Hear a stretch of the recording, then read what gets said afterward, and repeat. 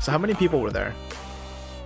It was smaller. It was exactly the way we wanted it to be. It was for us. It wasn't for a whole big family and a bunch of obligations. So I would say, I didn't get official head count, but I'd say in between 20, 30. Wow. So like the area in which like you don't have to give the exact location, but like the area in which you had the wedding, was it so like you were somewhere on the water, right? Yeah, the beach was awesome. It was so you really were on a nice. beach. It was a public beach. It wasn't a private beach or anything like that. Okay. Yeah. And the water and the weather was beautiful. The water, everything. The pictures that we saw just on the back of her camera look so awesome. We can't wait to see what the actual pictures look like. But she told us it's like, oh, it's gonna be 30 days. Like, dang, are you guys like running this through like computer rendering? Like, what are you doing? Is this like a fight scene between Optimus Prime and Megatron? Like, what takes 30 days to get some photos out? So who knows? Yeesh. So if there's anything that American sitcoms have taught me is that always right before a wedding, something goes wrong with both the bride and the groom. Can you confirm this? I mean, wrong? I don't know. I thought it was very smooth, very light, you know, like, again, like we kind of just did it, very little planning, very minimal, kind of how we do a lot of things in our life. I don't know. It's very low pressure. It's very cool, man. It did start a little bit later than we anticipated, but you know, I think just overall it was like one of the happiest days of my life, honestly.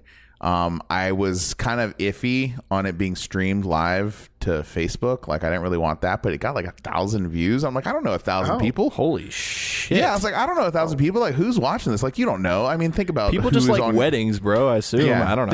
Think about who's on your Facebook too. Like, there's a lot of people from your past that you probably don't ever talk to anymore. You know, in your friends group. It's like, man, that's kind of uncomfortable. I haven't spoke to you since high school. Like, don't watch my wedding. I don't know. It's just like real personal. Who are you people? Yeah, you know, and like exes and just stuff, weird stuff like that. Exes. Like, you know, like, don't watch my wedding. But hey, you know, they wanted it on Facebook and whatever. I expected like 12 to 20 people watching it, not 1,000 views.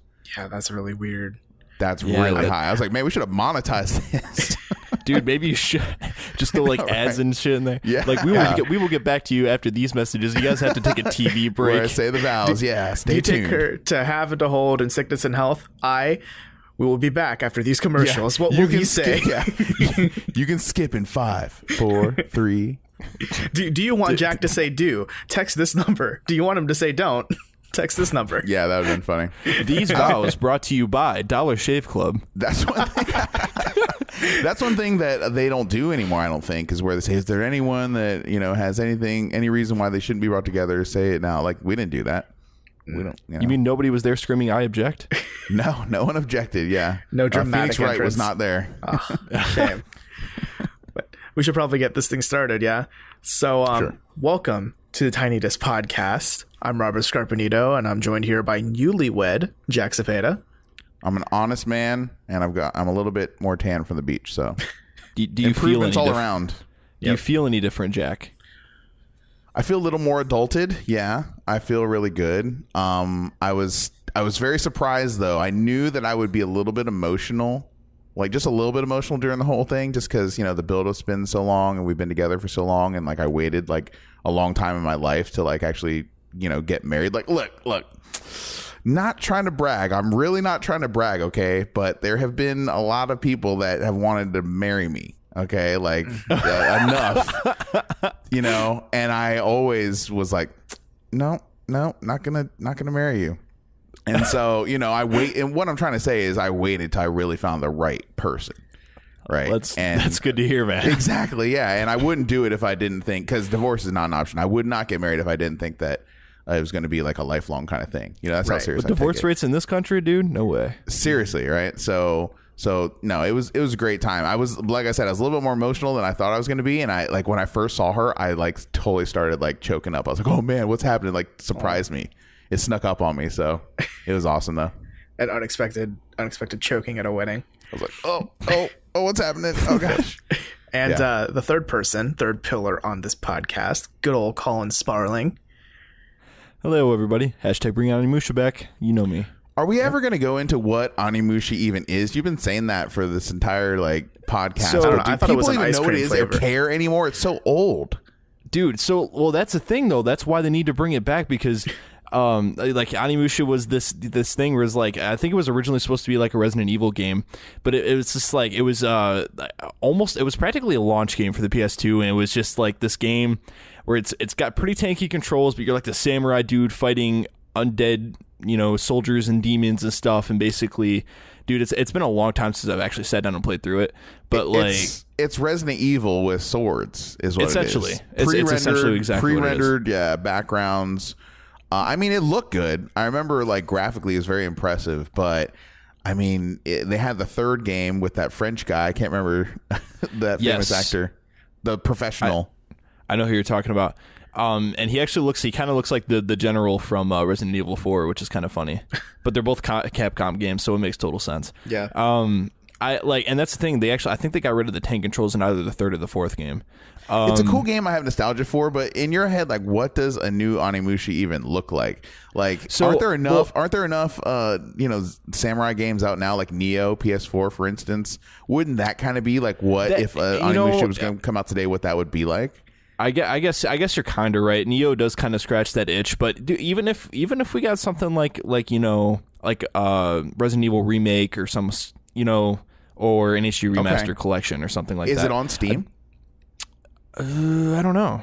So you really, when you're saying bring it back, like, obviously a sequel would be tops for you, but you'd be satisfied, it sounds like, with just a way of it being accessible and on PC would maybe be more tops. Honestly, just I'll be satisfied with that, yeah, for sure. Like, if they give it like the freaking Resident Evil remake treatment, dude, that would be awesome, and I would be happy with that. That'd be expensive, but I mean, I'd be down with that too. I mean, even like Dino Crisis, I think about the game too. Oh yeah, Dino Crisis would be dope, and it's more nostalgia fueled than anything, I think. But I mean, it's not a bad game, and I think the main reason why they haven't done anything with it in years is because of licensing. If I remember reading about it correctly, it's like some sort of licensing issue where they can't do anything with this, so it's just kind of sitting idle.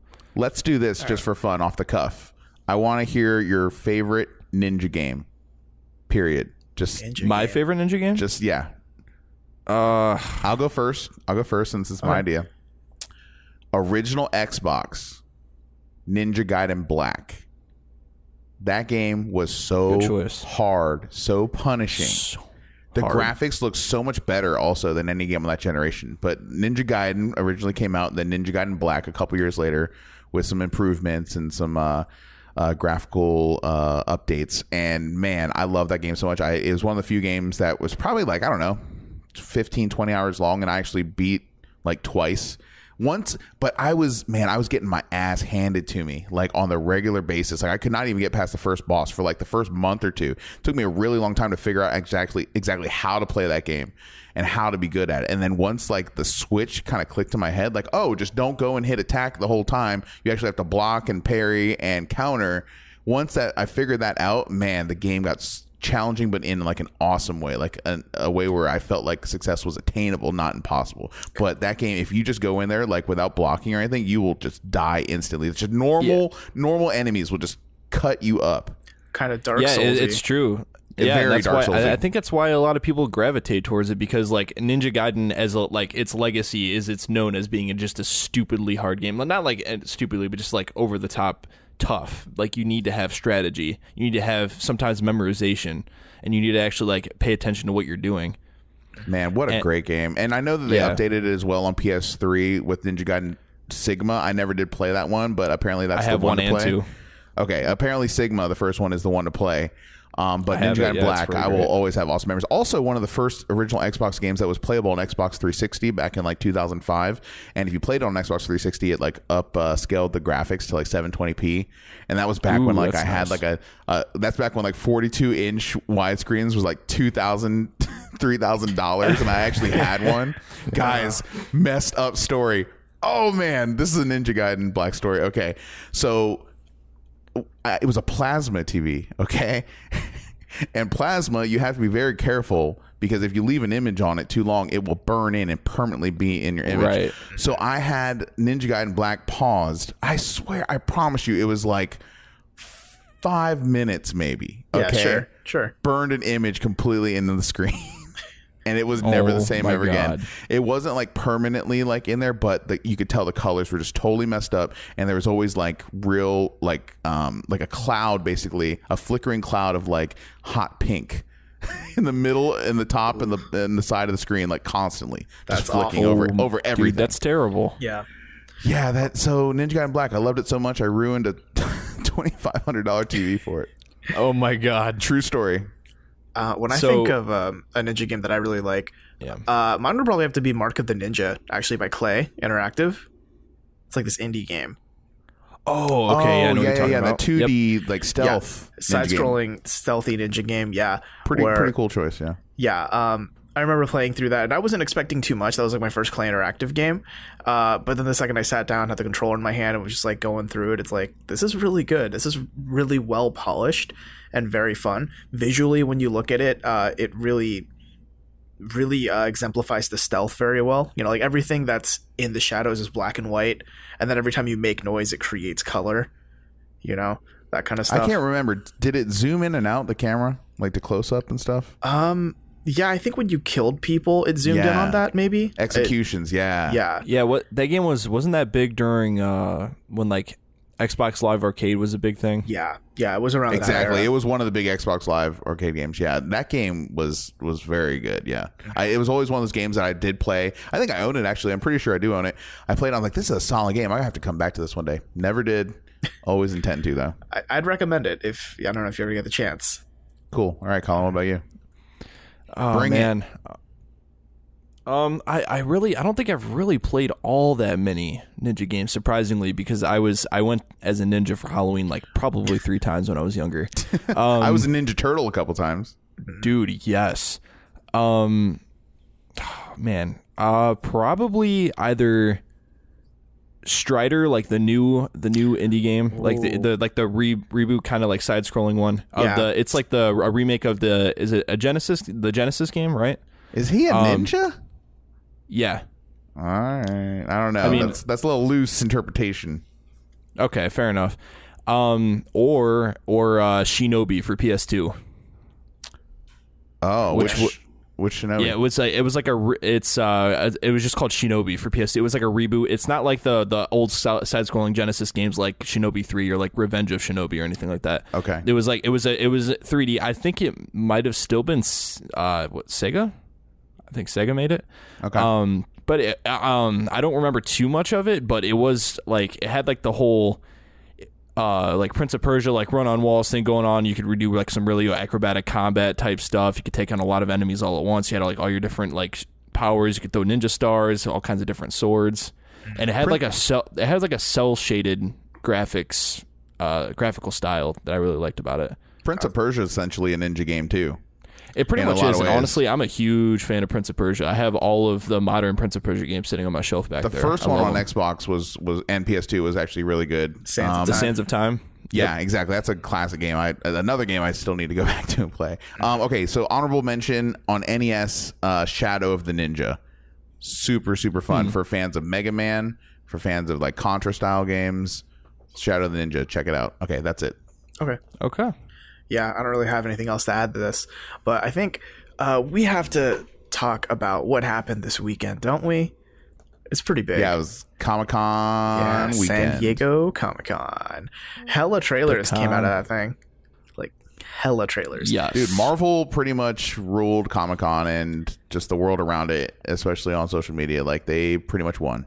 Yeah, and I mean, it's not surprising, right? With the MCU, it's been in full swing for a while, and it's climaxing pretty hard.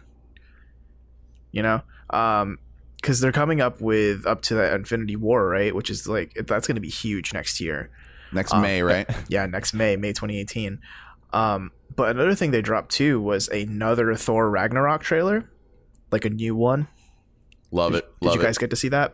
It looks actually pretty great. I'm not gonna lie. Yeah. The music, real quick, because I was like, man, this music sounds awesome.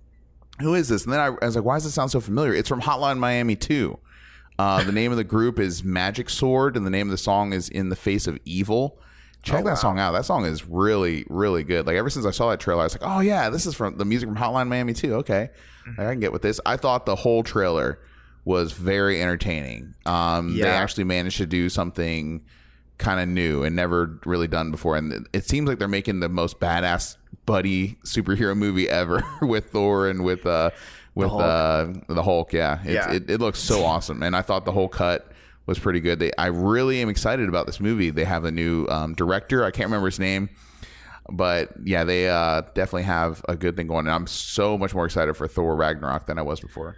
Yeah, dude, it's like such a bro movie. It's like, yo, Thor and the Hulk are bros. Yeah, same Thor. Like, we got this shit. Like, it's so, I don't know. It's a lot of people were actually giving a lot of flack because they kind of like redesigned the way the Hulk looks compared to the like original Avengers movie. And because apparently like it changes hair and his physique and his facial features look a little bit different. And apparently a lot of people didn't like it because he looks a little bit more derpy. I don't know. I mean, if you ask me, like when I first watched the original Thor movie, and that was what, like 5 years ago, maybe It's a while back. Yeah, it's a while back. Something like that.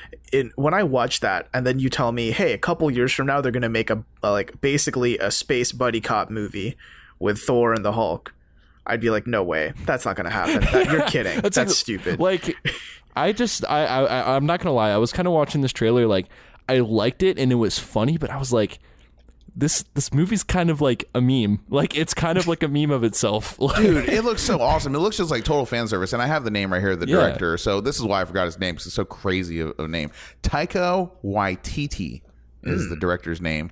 And try to say that three times fast. Man, everything about this I'm liking. I'm loving the just the premise, the whole premise. I think the CG actually looks good 99% of the time. There were a couple shots in the trailer I was like, that looks very, very green screen. Like, you know, the lighting was a little suspect, but I mean, I can look past that because the story looks very entertaining. Apparently it's also supposed to be the shortest run Marvel movie ever. It's only supposed to be like 100 minutes long, which sounds like a long time. Yeah, but it's like shorter than the other shortest movie, which I can't remember the name of it, but I remember it was like 113 minutes long. So it's significantly shorter than most Marvel movies we're used to. But look, man, you got Idris Elba, you got Cate Blanchett, Jeff Goldblum, and we were talking last week or a couple weeks ago about how terrible the movie poster was for Spider-Man Homecoming and what train wreck that was. Thor Ragnarok has one of the coolest movie posters I've ever seen. Yeah. It's so awesome. Just so much about this movie I'm excited about. Like, I'm there. I will go midnight if there are midnight showings, or you know how. Actually, midnight showings don't really exist anymore, right? Like, they actually will break street date, basically, and they'll just start playing movies like days early sometimes. Mm-hmm. You know, and so I'm going to go to Thor Ragnarok. Like, it's on my radar. I'm going to go as early as possible because this movie looks awesome. Yeah. I mean, I wouldn't mind saying it for sure. Yeah, because it's no secret that I haven't been following the MCU that closely. But with, like, off the heels of Spider-Man, which, like, really impressed me, and now, like, the next thing, because there's nothing else from the MCU between Spider-Man and Thor, right? Like, there's no other movie coming out that I'm unaware of. Right. Yeah. I don't think so. Yeah. So, like, seeing what the Thor Ragnarok trailer looks like, I'm kind of thinking, you know, maybe I could get back into this saddle. It looks pretty cool. You don't even need to watch Thor 2, really, to get into this. I don't think. This looks kind of like Thor 2. Yeah, this kind of looks like just a really fun, awesome, one of those TV episodes that people talk about, you know, decades later. Like, oh, remember the time where Thor and Hulk, you know, buddied up? Yep. You know what I mean? Like, this just seems like a good time. And like I said, I think Cate Blanchett is an awesome pick as well for Hela, the goddess of death, and her costume design and everything. I'm just really liking everything I'm seeing about this. And it's cool to see Marvel take a chance on directors. You know, I mean, it paid off for Spider-Man. Oh, yeah. You know, and also DC, it paid off for Wonder Woman, taking a chance on directors there.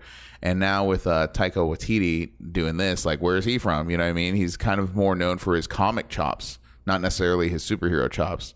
So I'm really, really excited. Actually, I was surprised because I'm late to watching this trailer because I've been getting married and on vacation. But when I got back and I saw this, I was like, whoa, Thor Ragnarok is a real thing. It's gonna be good. Hulk can finally talk, so that's I think that's gonna be the interesting. You know, that was kind of weird to me. I was like, wait, he's just talking now. I was like, he doesn't do that. What's going on here? I didn't know if I liked it anymore, but if it's gonna make the movie better, if it's gonna be funnier, then I'm willing to. You know, I always thought he had this uncontrollable rage and just couldn't do anything but. Rah! Yeah, I don't know how I feel about Thor's like bro haircut going on though. Hey, and everyone's got, you know what else is funny too? If you watch the trailer closely, everyone has short capes too. They come to like the middle of the back. Yeah. Even Thor, everyone's wearing a short cape. Huh. Did you guys see the trailer though for Ready Player One? Yes, I did, and damn, I thought it Dude, looked cool. I couldn't get past the first line in that. Like I stopped and I just was laughing and like tears streaming down my face. And then I had to rewind it and hear him say it again. He's like, "Hi, I live in this is Columbus, Ohio." I know. I heard that too, and I was like, Oh shit! Dude, I was like, "What?" And I just replayed it over and over again. Even saying it right now, I couldn't like do it without laughing. Like, are you serious? They're like, even in 2044, it's still the fastest growing city in the country. But it's like he looks like he's like living in like, you know, trailer parks that are stacked on top of each other and all. It looks Oh, there's some weird choices with this movie, man. I gotta say though, they at least capture that Columbus, Ohio feel. We're still the fastest growing city in the nation. Like they really capture it very well. Yeah. I promise we're a real city. I promise. Is this like, I don't know. Was that how it was in the book? Did it take place in Columbus? So I really want to read the source material, but I haven't gotten a chance yet. Same. I've owned the book for like a year and I've just never cracked it open. Wow. Crazy. But I am kind of excited for it because it's another Spielberg movie, and you know, it's Spielberg. Dude, I love how like the Iron Giant's kind of just chilling there. I was like, what? See, when was the last time I've been excited for a Spielberg movie? I can't even remember. Well, what has Spielberg done that's been so hot, like so great lately? Oh God, the I last hate to movie call that him jumps out, but I'm just saying. Like, I mean, that's like, fair. Super 8, was that the last movie he did? No, was that him? I think so, right? Super 8? It was him and Toy Robot, right? Or Bad Robot. It was him and J.J. Abrams like collaborating. I thought J.J. Abrams did that movie. I can't remember. But all I'm trying to say is like Saving Private Ryan is the last great Spielberg movie I've ever seen. Yeah. I didn't like Minority Report that much. I hated AI. AI is one of the biggest wastes of time I've ever had in a movie theater. I felt like I wanted to ask for my money back. That movie was so bad. You know, the one with Haley Joel Osment in it. It's basically the Pinocchio remake. Oh, it was so bad, guys. See, so ever since then, like one. Steven Spielberg's cachet has just gone totally down with me. No, and I see where you're coming from. And when I look at this trailer, I can see this movie maybe not living up to the old Spielberg name as well, right? Because that trailer, it was cool, right? Because there was a lot of like, oh, look at this cool car chase, and look at like all these like Doom Marines like shooting guns. But then it kind of comes to a point where it's like, but what's the point of seeing all this cool stuff? You know, it's just like a bunch of cool scenes in a row that seem very disconnected. Oh man, yeah, that's fair. And like, did anyone else catch the character shooting Freddy Krueger? Yeah, I saw Freddy Krueger in that. That was kind of weird. I felt. See, you say it's cool, Robert, and you know I'm not going to disagree with you exactly, but I did feel a little pandered to. I felt a little like, you like that, right, nerds?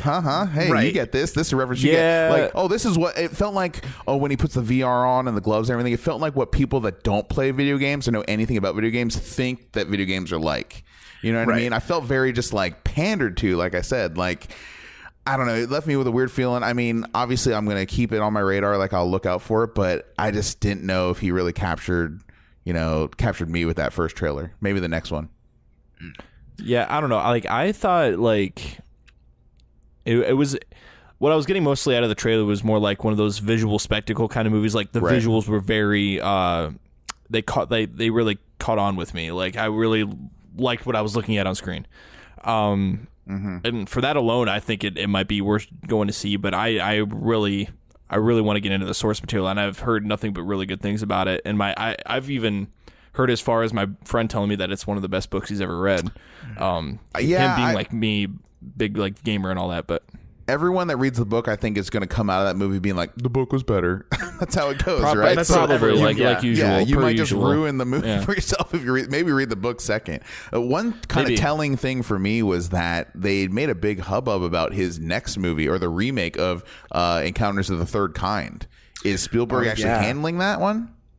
I'm not sure. The remake? Okay, I didn't but read like too much. I thought it was weird that in the news cycle that came out while people are still like hype on the Ready Player One for trailer, you know, over Comic-Con weekend. So I don't know. Like I said, like it looked cool. Like if I just turn my brain off, right, and just watch it, be like, yeah, that's stuff I like. But when I think about it, like, it reminds me a little bit of you guys will know this. I don't watch TV, but I know it's like the most popular show on TV. Sheldon, what's the name of that movie? Big Bang Theory. Big Bang Theory. Like I hate that TV show so much. I'm sorry if you guys like it. No, you but and millions of Americans. I feel so fucking pandered to. Like, hey nerds, hey, you get it, right? Nudge, nudge, wink, wink. Like, that is, to me, in my opinion, that's how to do that genre wrong. You're really making fun of those people, not really celebrating them a lot, is the impression I get a lot. Now, if you want to do that kind of thing for that demographic, I think Silicon Valley on HBO is kind of the way to go. I don't know if you guys watch that show, but I think that show's hilarious. Yeah, I've heard good things about that show. Yeah, I'd pick that over a Big Bang Theory any day of the week. If Big Bang Theory's on TV, I turn it off, or I just walk out of the room. Like, I can't stand it. Yeah, I don't know if I get what you're saying though with Big Bang Theory, with how it like kind of just tries to pander to you, or to like pander to like nerds, quote unquote, whatever. But like one of my favorite movie or moments in TV where I've like just, I don't know if it would really be considered pandering, but it was like a huge, like it was a very stark reference and like jab, was like, I don't know if you guys have seen Rick and Morty, but there's a part in Rick and Morty where Rick comes in and he's like, hey guys, I just came back from Walmart. I got a bunch of Zelda themed 3DSs. I bought like 20 of them. I'm going to stuff them all in this safe. We're going to wait a couple months. I'm going to put them all on eBay and mark them up about 500%. Yep. Yeah. I remember that. That was really great. That's a smart joke, I think. No. I was on the floor dying. That's pretty funny, actually. Yeah. So what other trailers do they have? So they also had DC came out, and so they had their panel, and as DC is with their cinematic universe, it's not good. But the panel, they confirmed that Wonder Woman 2 is happening. So I guess that's cool because the one good DC film has a sequel in the works. Very nice. Very predictable. Yeah. I believe they released some Aquaman footage, like the standalone Aquaman movie. So, that's still coming out? Yeah, apparently. And then That's they still released happening. a 5 freaking long minute trailer of Justice League, which I guess, I mean, considering the movie is like nearly 3 hours long, I guess 5 minutes is a trailer. But woof. Right. Yeah. Dude, that movie is just coming together like two trains colliding in just a crazy ball of fire. Like they're scrambling to do all these reshoots with Joss Whedon. Did you guys hear all the controversy about Henry Cavill? No, what's the guy's name that Henry plays Cavill. Superman. Cavill, Superman, about his mustache and how they're literally having to spend millions of dollars to digitally remove his mustache for these reshoots because he can't shave it for the role he's in now. Like he's shooting, another movie simultaneously. Have you heard about that? Oh my No, God. that's so dumb. Yeah, I did hear about Millions that, of but I didn't hear it was dollars. that much money. Millions. Can you believe that's someone's job? That's probably seriously probably 3 Koreans' jobs for the next 4 months is to take out, you know what I mean? Seriously, Yeah. take out all the hair off his upper lip, shot for shot for shot for shot, frame for frame, all day long. It's insane. Yeah, One that's at a time. obnoxious. So yeah, I don't know. Yeah. In terms of, because it's no secret on this podcast, and I'm probably the only one that's a DC sympathizer. And I don't know, when I look at that trailer, it's it's looking better than the previous one. I think it's coming together a lot better. low bar, but Low bar, yeah, but it's better than the previous trailer. And it's kind of turned me around a bit on how they're handling some of the characters. Like originally, I was kind of very disinterested in the Flash because it kind of made him look boring. But I think in the new trailer, he kind of looks better. He looks funnier, and And that's the Now Flash from the is- show, right? Yeah, that's what I was going to ask. Is that the Flash from the CW show? I'm not sure actually because I don't think watch that's part of the appeal. Okay, I think that's part of the appeal is that it is. Okay, because I don't watch Okay. the CW But I'll show, default so to your brand for that, Robert, yeah, I mean, I'm as not the sure. DC 'cause- fanboy. Yeah, because I don't watch the CW show, so I can't really say for sure. Okay, yeah. Yeah, but So what was your thoughts on the trailer? Yeah, I watched trailer number 3, but I didn't watch the 5-minute release. Where's your confidence level with this movie after watching 5 minutes of the film already?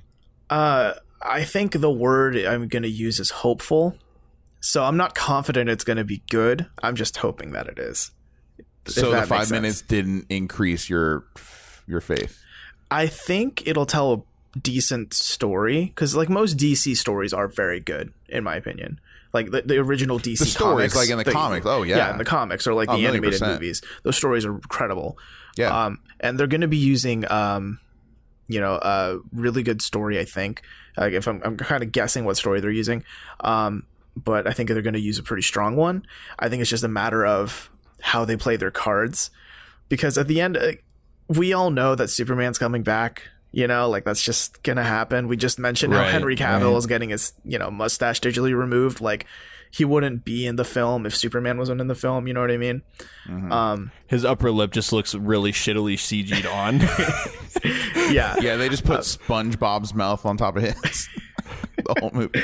Yeah, but they end the trailer, the whole 5-minute sneak peek with like supposedly like it's supposed to be a really mysterious shot of you know, fucking Batman's butler and his name is escaping me right now. Alfred. Thank you. Jeez. It's funny how your brain just turns off when you have a mic actually in front of you. So I feel your pain. Is. Yeah.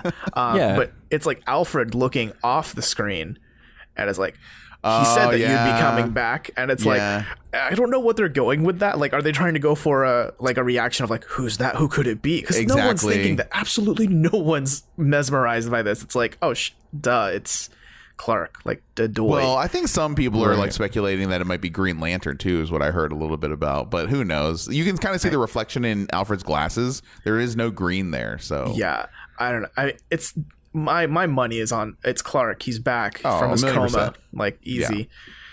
Right. So- It's just a red herring or something like that, right? Yeah. So I think with this film, what it's going to end up being probably decent action, because like a lot of the shots look very good. I think, you know, it's like fun to watch. Like I've always joked how the DC movies are good live action Dragon Ball movies, and I think that this movie is going to live up to that moniker as well.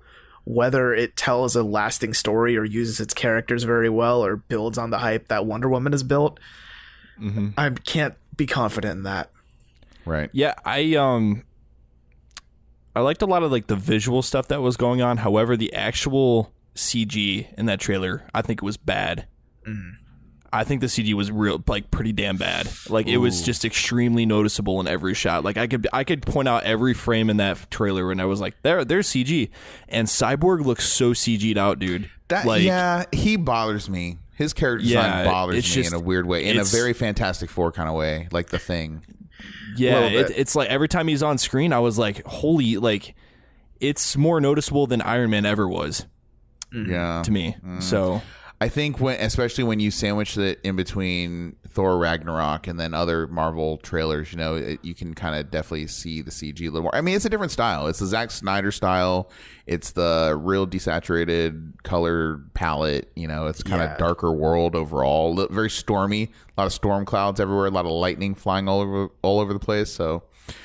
All right, I'm interested. I mean, I have to see it now out of morbid curiosity. We've been talking about it so many times on this podcast. Like, I have to know now. I have to know what Joss Whedon did. I have to know how the mustache got removed. Like, the mysteries must be answered. Yeah. Yeah, I mean, it's definitely not one of those movies I'd be like, I need to see it. But if a group of my friends is like, hey, let's go see a new Justice League movie, I'd be like, oh, okay. Yeah. I mean, for me, it's probably like, I'm probably going to try and see it as soon as I can. Just so because at this point it's just closure. You know, it's just like I just don't want to know if it's bad. Well, isn't there going to be like two? Like, isn't there going to be some crazy thing that happens at the end of this movie? Then like the sequel, or is this a one-off, like 3-hour opus? I don't know. I remember reading maybe something about that, but I can't really say for sure. Okay, who's the big bad in this too? Like, I don't even know. Is it Lex Luthor? No, I believe it's a Darkseid. So it's not even Lex Luthor who they're fighting. Oh yeah, they don't even hint. Do they even hint who like it is in the trailer? It is hinted in there if you're looking for it. But I watched that trailer like 3 times and I missed it the first 2 times. Yeah, I don't think they say it explicitly in the trailer, but I'm pretty sure it's Darkseid. I want to say. See, I don't even know. I don't even know that much about him to get excited. Well, the thing is, Lex Luthor is Little League in terms of like, how do you describe it? Like damage that a villain can do to the world and the universe. Lex Luthor is a Little League kind of guy compared to what Darkseid can do. He has like armies of demons that like, you know, attack. Is Darkseid basically the Thanos of DC? No, I don't think we can equate him to that. Okay. But he's like a very powerful like planetary, like interplanetary being, I believe. I think from the outside looking in, I think they're doing a somewhat poor job at communicating who the big bad is. What is the existential threat even? Like, it's just, to me, what I get from the trailer is like, okay, Superman's dead. Maybe he's coming back. Maybe he's not. But I don't even know like what they're fighting towards. There's a bunch of jumping around, a lot of people landing and saying some quick quips, but I don't know why. Like we're even together, you know. I just don't think the trailers are doing a good job communicating that to someone who isn't intimately familiar with the comics. Do you agree with that, Collin, or what do you think? Yeah, like I really don't know what's going on. Like okay, keep in mind I also didn't see Batman versus Superman. So there's that. I saw Man of Steel, didn't see Batman versus Superman, and I haven't seen Wonder Woman yet either. Oh, so, you gotta watch Wonder Woman. You have to. Yeah, I will see it at some point because I hear it's actually very good. We did talk about it, and it sounded very good from what you guys described. Yeah. But yeah, like I don't know. I was like, okay, they're introducing the heroes. They're showing some actiony stuff. Then what? Like, what's the story here? Yeah, I think we've said it before on this podcast, but the trouble that this movie is going to have is that it's introducing three, like you've got Flash, Aquaman, Cyborg. It's introducing like three brand new pillar characters in one movie. And then it's also there's a lot of problems here. And then it's also coming out before like some proposed Aquaman standalone. Mm-hmm. Like, this is not how you do it.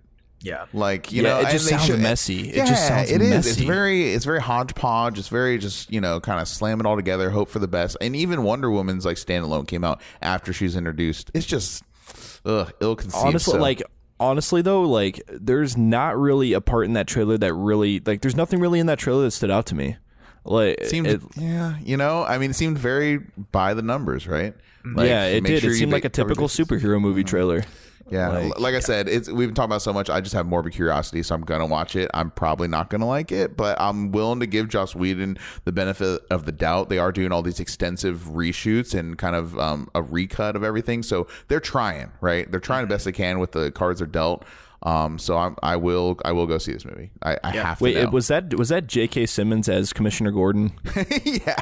yeah. Isn't that funny? He's like Spider-Man's boss one day. One I film, love it. And then, speaking of that, by the way, I know we were talking about Spider-Man a little bit, but it's kind of crazy in this weird kind of year for summer blockbusters that. It's kind of sad, but this Spider-Man movie, which is probably the best Spider-Man movie that's ever been made, is actually going to be coming in like below performance-wise of all the other Spider-Man movies.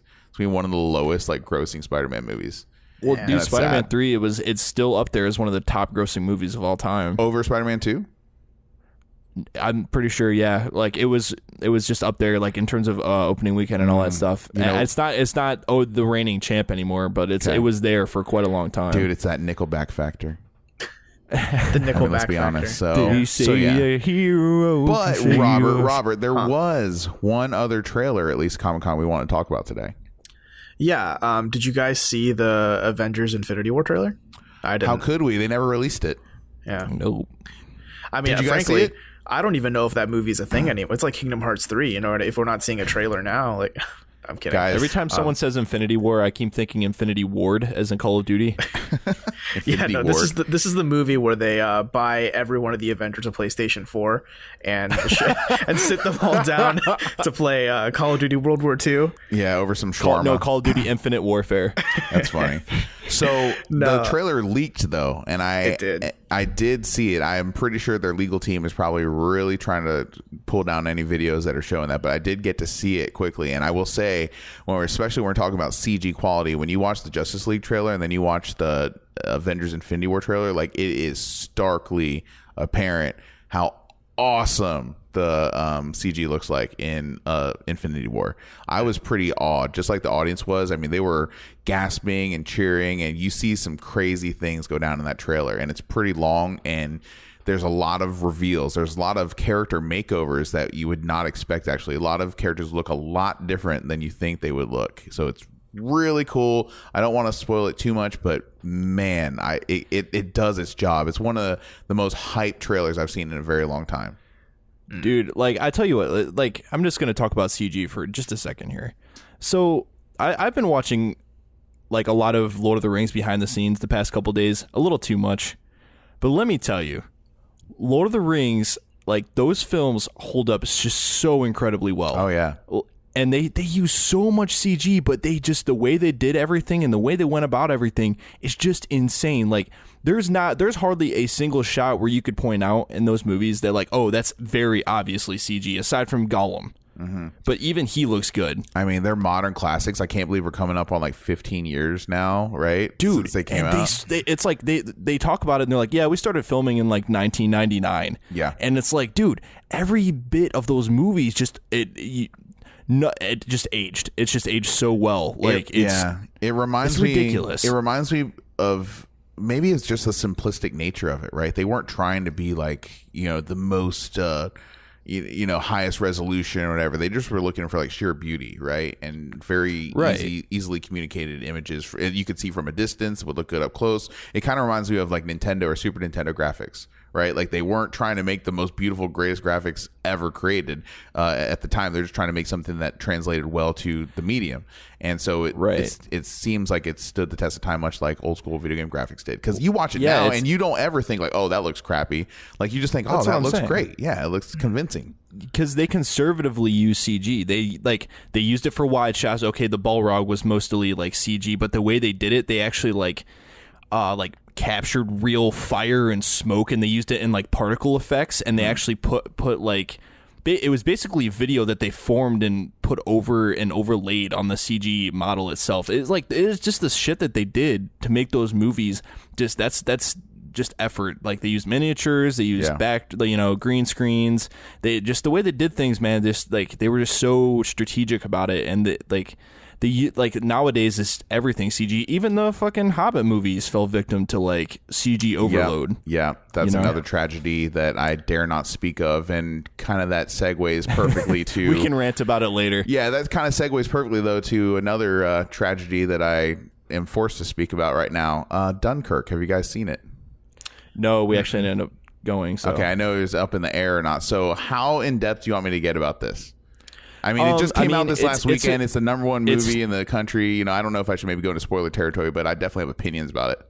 I mean, it's history though, right? I mean, it's pretty accurate to real history for the most part. How in depth do you guys want me to go? Do you want me to wait till you see it or what? I mean, you don't have to completely spoil it, but just tell us what you think. I don't ever plan on seeing it, so I mean, I do want to see it. Just I don't know when. But Collin, you want my honest critique though? Yeah. Okay. Go for it. Let me loosen my belt here. So, oh god, oh no. This pains me so hard to say. This is very difficult for me to talk about subject. This, I think, is going to be remembered, and I'm probably starting here with a bang, but this is going to be remembered, trigger warning, as Christopher Nolan's worst movie he's ever made. Really? Yes. This movie is very bad. It's very terrible. Really? It's very terrible. And I'm so shocked because I was incredibly excited because I am a huge Christopher Nolan fan.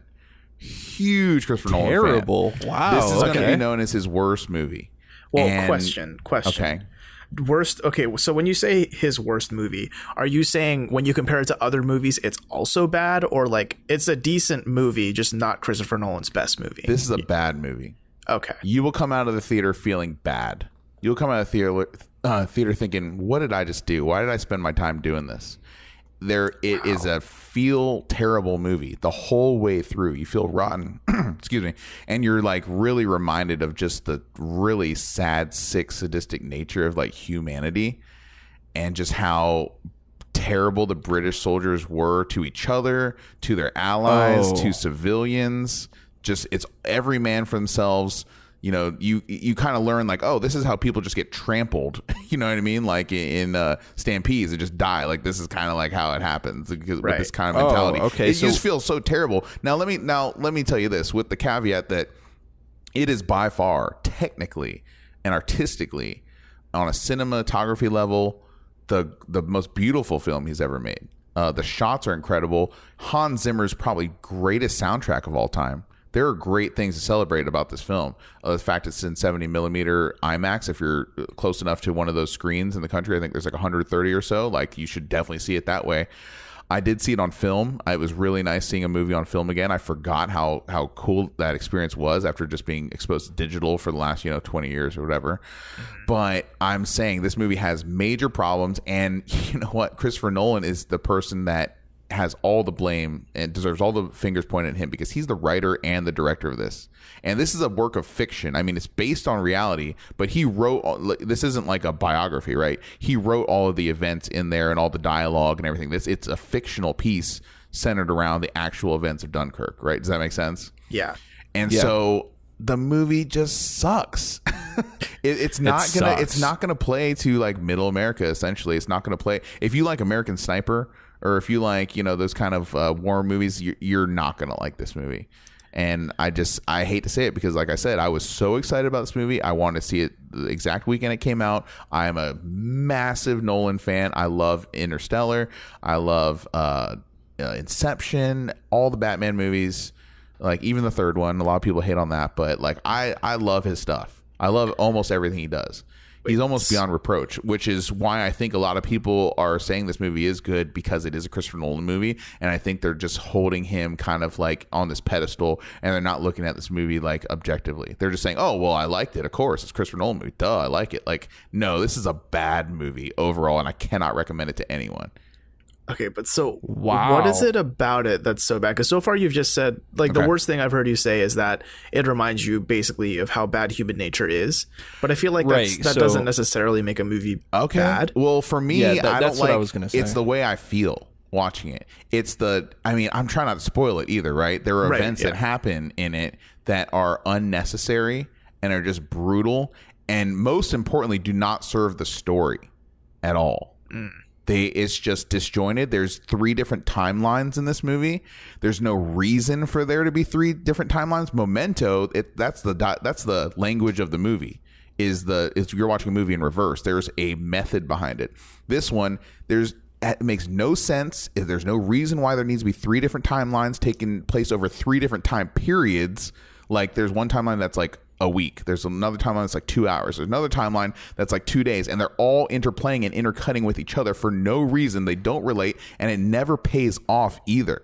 You're just like at the end of it, you're just like, why? This is dumb. It's just poorly executed. I can't believe I'm saying this about Dunkirk, but it's one of the worst movies I've seen in this year. Essentially, absolutely. Even in the last year, this is the worst movie I've seen in years.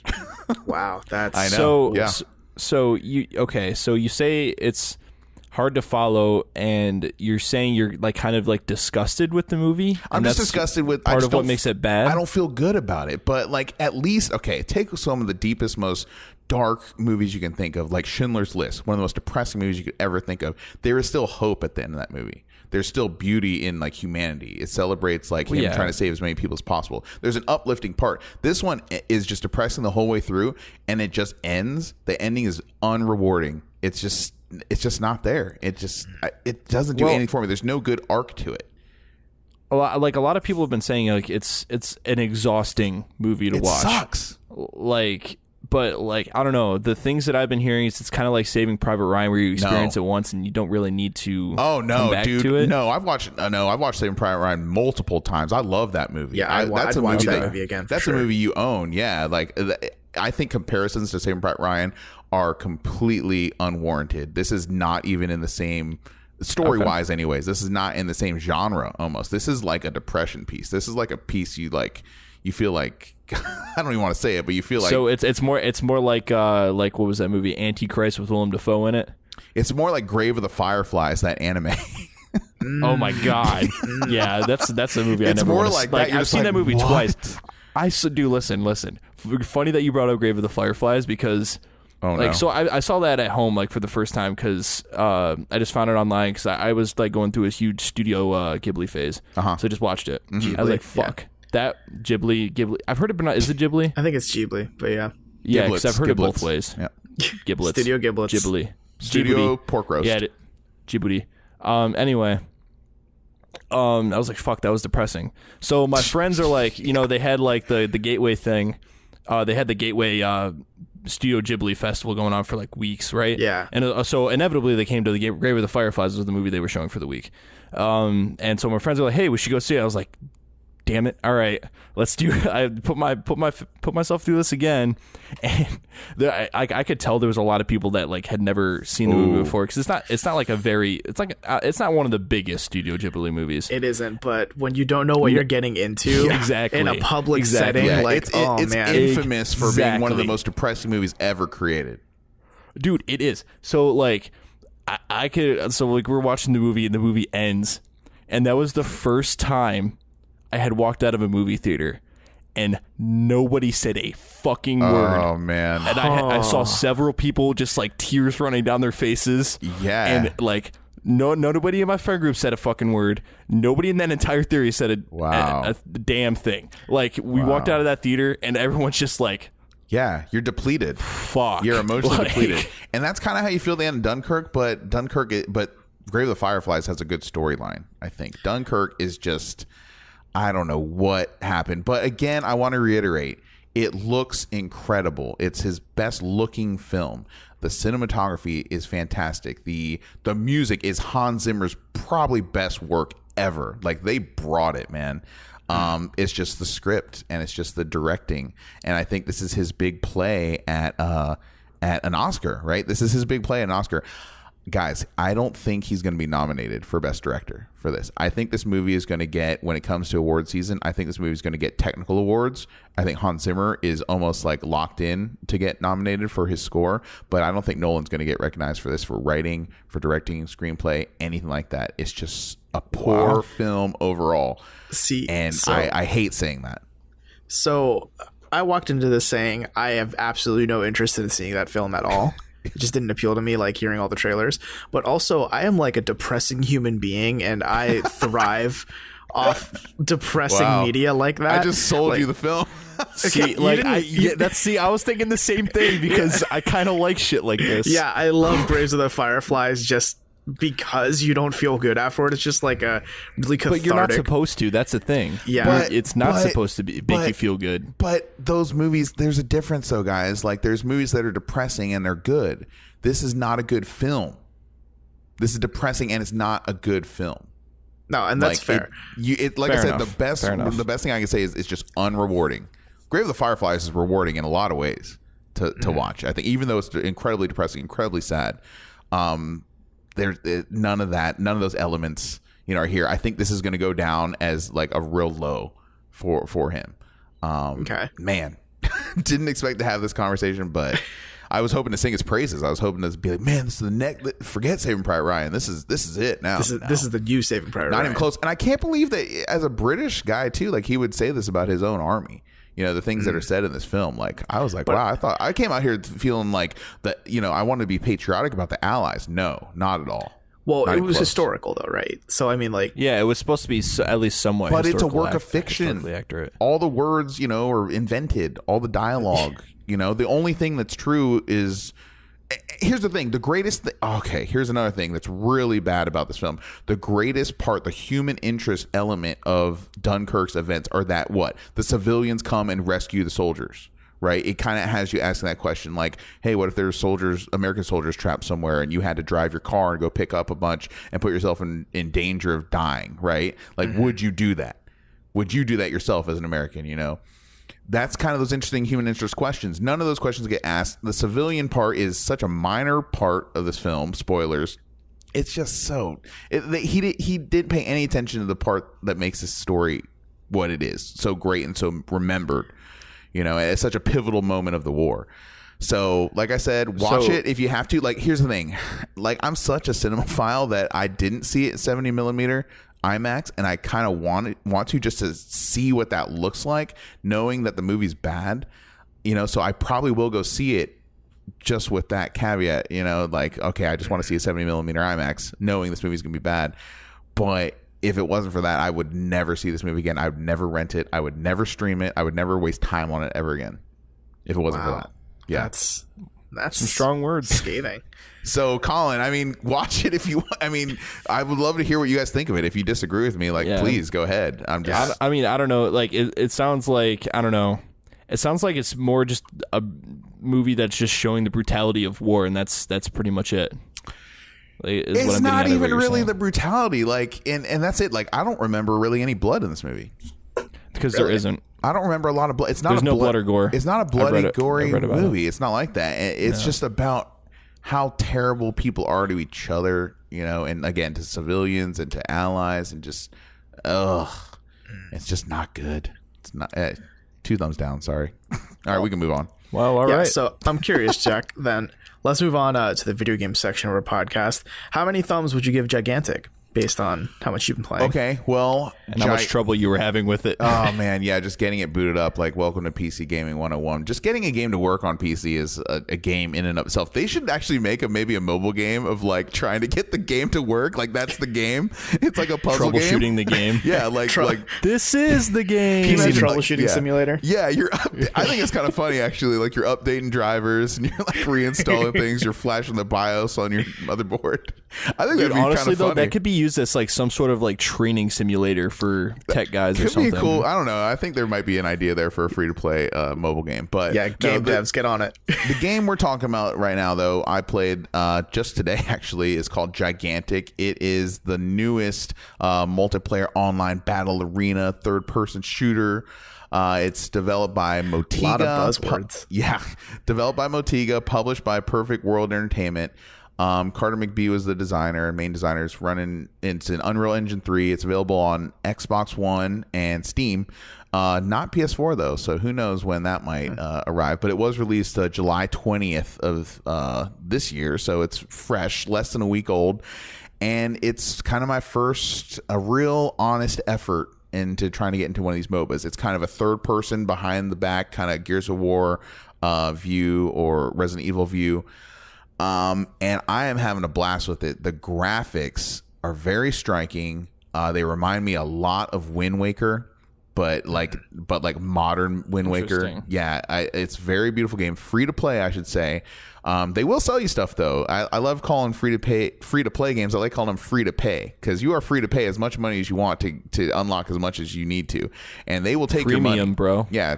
Trust me, they will take your money like with this game and charge you. While we're on the topic of the money, so like the things you buy, I mean, is it pay to win or pay to skin? It looks like, well, I mean, a little bit of both because you can pay to have different. You only have 5 characters, whatever, unlocked at a time. You want the other ones, you can either pay for them piecemeal or you can give them $30 and unlock all the heroes for life.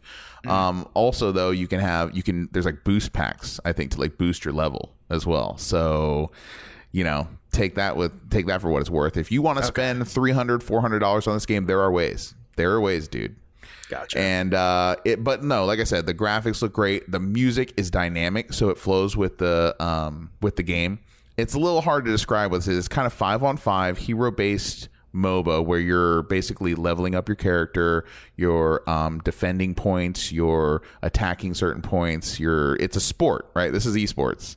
Yeah. And it's a competition, and there's a lot of strategy behind it. It's incredibly deep. I can already tell with my short amount of time with this. I played through the tutorial. I played 2 bot matches where it's 5 humans versus 5 bots just to learn, and they do a great job at ramping you up too. The tutorial is very well handled. It's very easy to follow. And it ramps you up, and then once you get out of the tutorial, then it's like, well, you have to play bot matches now. You have to be a certain level before you can play against humans, right? So It's five humans versus 5 bots. You have to do that a couple times, and then they're like, all right, you've unlocked it, now you can play multiplayer 5v5, and that's where the game really opens up, obviously, and that's where I was getting my butt handed to me. Matches are typically about half an hour long or so pretty long to like care about if someone's like throwing the game or whatever on your team, but not long enough to like really wreck you like Dota games where they take an hour or 2 hours sometimes to finish. So no, Dota doesn't take that long ananymore. It's not an hour? No, I mean, it's roughly like 40 minutes to an hour. Okay. Well, yeah. This is basically about 25 minutes to half an hour, roughly, is what I've been seeing in the games I've been playing. And the best thing I could say is that I can definitely see this game taking time away from Overwatch for me. I could definitely see myself playing it more. It's free to play, like I said. Like, you guys, there's nothing stopping anyone from hopping in and downloading it. It seems like it'd be pretty easy to run. You don't have to turn up all the graphics all the way, but the graphics look great. The dynamic music again flows with the game. Like, if, for instance, you're in trouble, like the music will get like kind of tense, and if you're like victorious on things, the music will get a little more kind of triumphant sounding, so it flows with what's actually happening on screen, which is really cool. And you have to coordinate, and there is a lot going on in the screen. There's a lot of different subsystems, especially when you're doing a team battle or like a brawl. Like, the screen is just filled with stuff. It's incredibly hard to follow when you first begin, but I can see myself, much like Overwatch, like picking up on it, like piece by piece as time goes on. So I'm really excited, and I'm going to keep playing it. So does it play like a lot like something like if I used to play a decent amount of League at least, so could I pick up on it pretty decently quick? Or? I think the game's very accessible. Yeah, like I said, I downloaded it, I installed it, I was up and running, and I was playing against people probably in about 45 minutes total. It's not I was bad. playing Right against on. people. Yeah. So already. is like the map the same for? It's like a 5-lane or whatever deal, or kind of like it's interesting. It's not necessarily like lane driven Or like that. 3-lane, At least, whatever. well, it's interesting because the map that I played, you both start on like these pirate ships kind of up in the air, and they have these launch pads. And as soon as you step on them, they basically launch you to certain parts of the map. So there is definitely like middle lane, and there are side areas as well. But I wouldn't say it's like exactly like over the shoulder Dota, right? There are differences here. Okay. So you Gotcha. basically are these heroes, 5 heroes, and it's all about these giants. All right, there's 2 giants basically. The real fight is between the 2 giants, and you're like helping power them up, and you're trying to defeat them. So whoever defeats the other person's guardian or giant, whatever they're called, that's how you score in the game, and that's how you win. You have to defeat the other team's guardian, which is this massive creature. And so you have to feed your guardian by attacking people and like completing other tasks. And once they get strong enough, then they go over and fly across the map to the other guardian, hold them down. Once they're holding them down, their weak point is exposed. And you have to not only get past the other team's players, but you have to attack the other team's guardian while it's being held down. The only time it's vulnerable. And you have to do that 3 times. First team do that 3 times wins the game. That's actually pretty cool. That sounds that sounds actually pretty neat. Yeah. It's a pretty cool game, and again, very striking visually, great music. They have a pedigree here. This is the publisher of Torchlight 2. Okay. Yeah, they have some good stuff going. So I definitely recommend playing it. So I have a couple questions about the hero pool, actually. I'll try to answer. Like I said, I haven't played too much of this game. But Yeah, I know you're pretty new to it. But so how many heroes are there total? Like you said, you have access to 5 at a time, like in a rotation. But how many? Like if I bought $30, how many heroes would I have? I'm using my non-photographic memory here, and I'm gonna say 15 to 20. Okay, so I like think 20. Overwatch numbers. Yeah, I think 20. Okay, so that's not bad. And the characters, I should say this, are very cool. The characters, that was my the next heroes question. are they have very unique abilities. There's a lot of opportunity to synergize. There's a lot of opportunity to combo moves and work well together. And there's definitely strengths and weaknesses and counters and to everything. And I was basically playing a offensive based character, so I was just going in there and just damage as much as possible. So like League of Legends and Dota, like their characters have 4 abilities each in their passive. Overwatch, roughly like 2 to 3 abilities per person with a passive. Like how many abilities would I be working with on average if I were to choose a random hero? You've got left click, right click. You have Q and E are your attacks, and then you have a focus attack, which you have to build up, much like an ultimate in Overwatch, and that goes to F. You have to hit F to activate it, and then you have to hit F again to unleash it. Okay. Because you can hit F and not do it and then save your charge. Right? So you can use your focus ability to either attack people in this fantastic attack event, or you can use it to also, I forgot, there's kind of like a Pokemon element to this game too. There are points in the map where you can charge up the energy. You can kind of tap the lands, right? To reference Magic the Gathering. But you can focus the energy and create a creature there, and they're so far in the game it's 1 of 3 creatures, and they will enable you to either recharge your energy there, to put up like roadblocks there, or to see where the enemies are located nearby. So you choose which creature you want to put there with your energy, and then you use your focus power to level them up. So you can kind of level them up, kind of like Pokemon. They get bigger and they get stronger. So if the other team kills those creatures on those points, they get a kill, right? And that counts for them to further charge up their beast to go and attack yours sooner. Right. Okay? That's very MOBA like. Yeah. So there's a lot going on. There's a lot of layers, a lot to unpack. Like I said, I'm not really 100% there at all yet. I definitely want to spend at least 15, 20 more hours with it to really like start getting comfortable with the systems. But it's definitely piqued my interest much more than most MOBAs do. Yeah, this question may go a little bit over your head considering you don't have that many hours in it yet. But like most MOBAs, generally they have different roles. Like League of Legends has the ADC, the support, the mid lane, who's usually a mage, etc. Like you have certain expectations if someone says, I will go mid. Have you noticed that yet in this game so far? Or is it kind of just like, since everyone's still kind of new, it's kind of free for all-y? Yeah, haven't really noticed like a big lane play with it so far again, so I haven't noticed that, but I have noticed that maybe this is what you're talking about, that there are definitely like range characters, there are melee focused characters, there are magic focused characters, there are healers. It's definitely class based again, and the team that has the best composition, has the best teamwork is going to prevail over any 5 lone wolf team, period. Gotcha. Certainly. Yeah, it's definitely going to be interesting. I can't wait to see when people start getting really good at this game. I can't wait to see like the plays that they pull out. Yeah, I'm going to be honest. This is kind of like piquing my interest. Like I might go and download it now that I have my PC back up and running. I mean, what's the worst can happen? So, it's a free game, you know? Yeah. Like very, very accessible. I was gonna say, is there a lot of people playing it? Like, is there a lot of people online? Seems like it. Seems like I have no problem getting into a match. There's a countdown timer. Like it starts at, I want to say 45, and I get into a game before it gets to 30. So it's very easy for me to get into games right now. Oh, okay. I mean, the game's new, right? It's less than a week old, so it's got the attention. This is like kind of the most attention it's going to get in its lifetime, right? Yeah, that's fair. So we got a lot of games to talk about, but did I answer most of your guys' questions for this? Yeah, I think so. Yeah, Okay. for sure. No, but I haven't been this hype on a game in a while. I definitely can see it taking time away from Overwatch. I definitely intend to play much more, and I'm having a great time so far.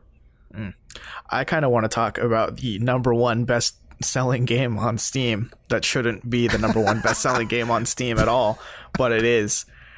I've been playing a little bit of Dream Daddy, a dad dating simulator. You're dating them dads, Robert, and them daddies. Dating some dads.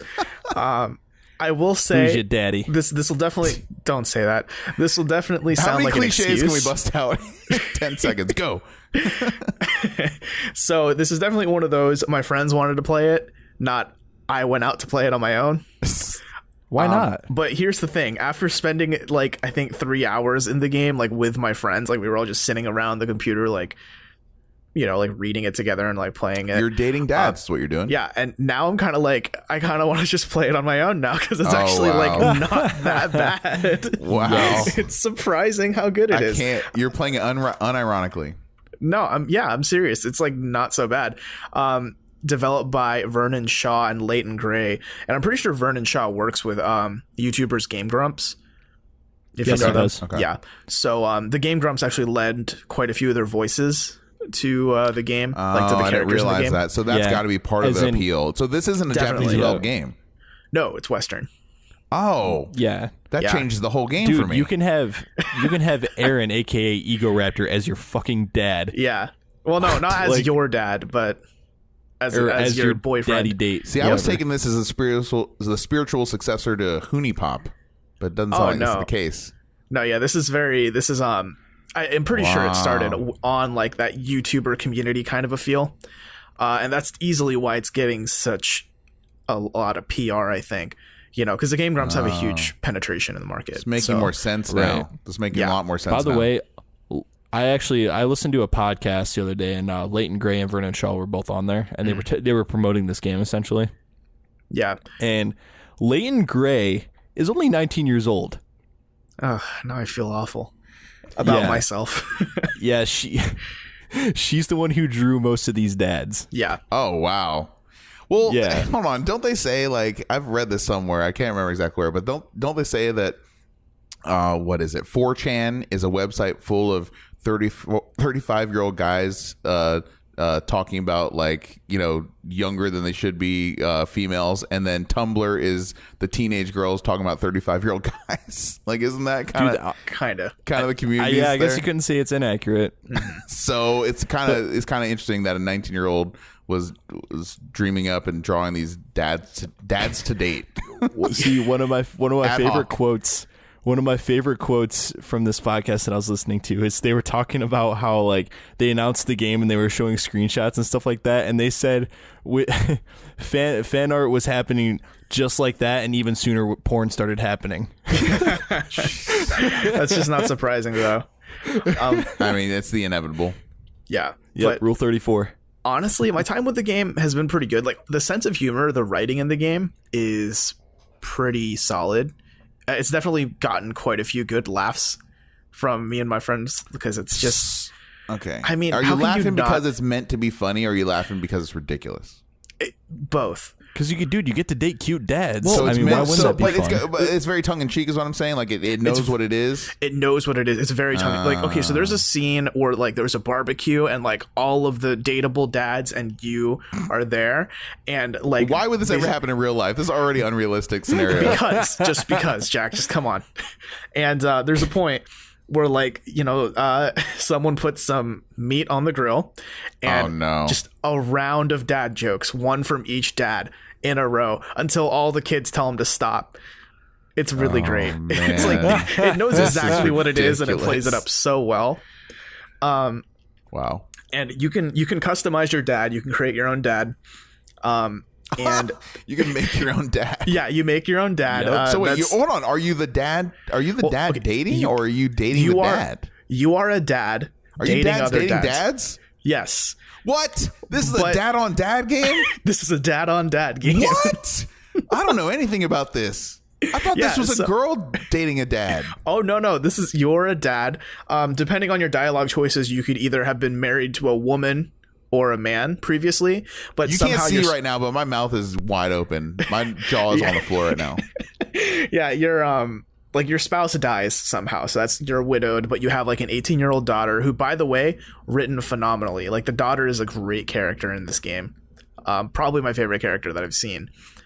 And that means like I've seen a dad who's like a goth vampire dad, like literally like, imagine Alucard but a dad.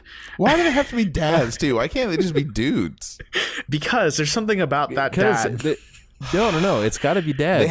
They have like babies like on the baby carriers, right? Where they're like holding them in front of their chests and stuff. Yeah. There's like there's the fit dad who like gosh. he was your college roommate. And he has a baby with him at all times, like on that strapped carrier thing.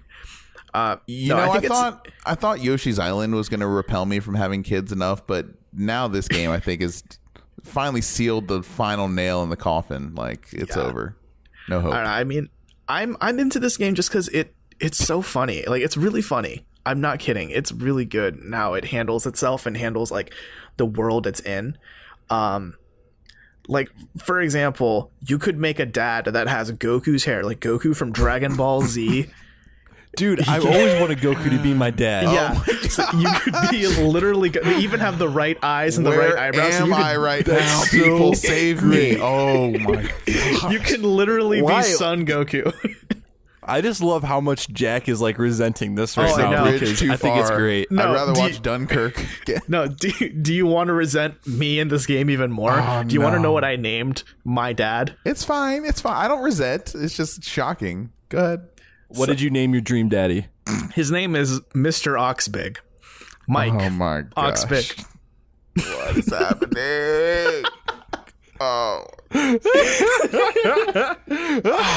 So in the game, every time I introduce myself to another dad, it's, "Hi, I'm Mike Oxbig." Stop it, please. Stop. Cut it out. Okay. Next game.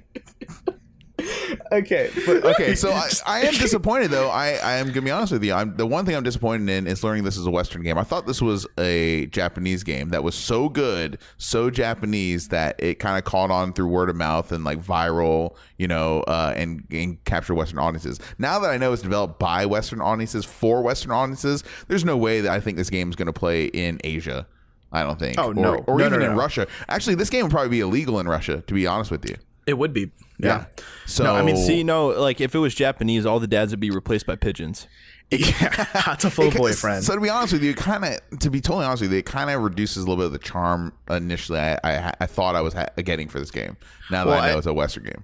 Yeah, I think that's just that's a product of what your initial expectations were. Sure. But like when you know that this is like you said, it's a Western developed game for a Western audience, and it knows that so well because the whole dad bod and like dad jokes, all that stuff, it's very American. It's very Western. So it leans into all of that very, very well.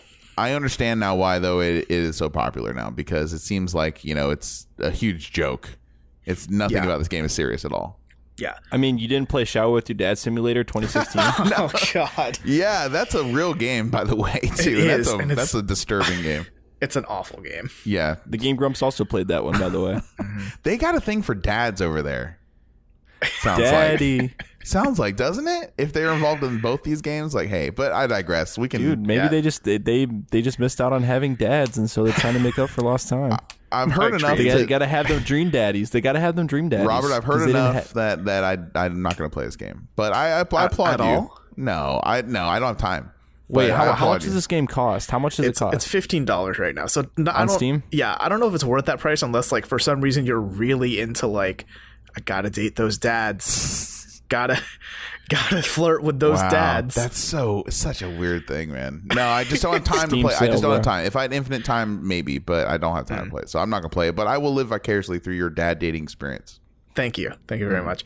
I just can't get over how upset this is making Jack. I'm not upset. I'm fine. I'm not upset at all. I'm smiling. Yeah. But I did play a, I guess, quote, real game over the past week, if we want to talk about a game that isn't just a joke. So I've been It's kind of a Japanese joke. game, Jack. So I've been playing a bit of a Guilty Geared XR Revelations or Revelator. You're such a fighting game aficionado now. I'm getting it. Like I don't know what it is, but I'm just getting like I'm just missing a fight stick. That's all it is. But yeah, Guilty Gear. I didn't really know what to expect with it that much. I just saw that it was on sale on Steam, and I've heard like it's good, and I saw like a couple games of it at Evo, and I thought, why not? See what it's like. If I really don't like it, I'll refund it on Steam. Right? Yeah, I guess that's fair enough. Yeah. Yeah. And I'm into it. It's pretty good. It's very deep. It's 2D, cell shaded. Is it Japanese or is it Korean? Yeah, I believe it's Japanese, developed by Arc System Works, and it's it's like anime as all hell. It's like so anime. Like if you scroll through the list of characters, like just look at them, like it's insane how much character they have to them. Yeah. Like there's a character who's just on a mechanical bed that's standing up bipedally, and it like drills you. Whoa.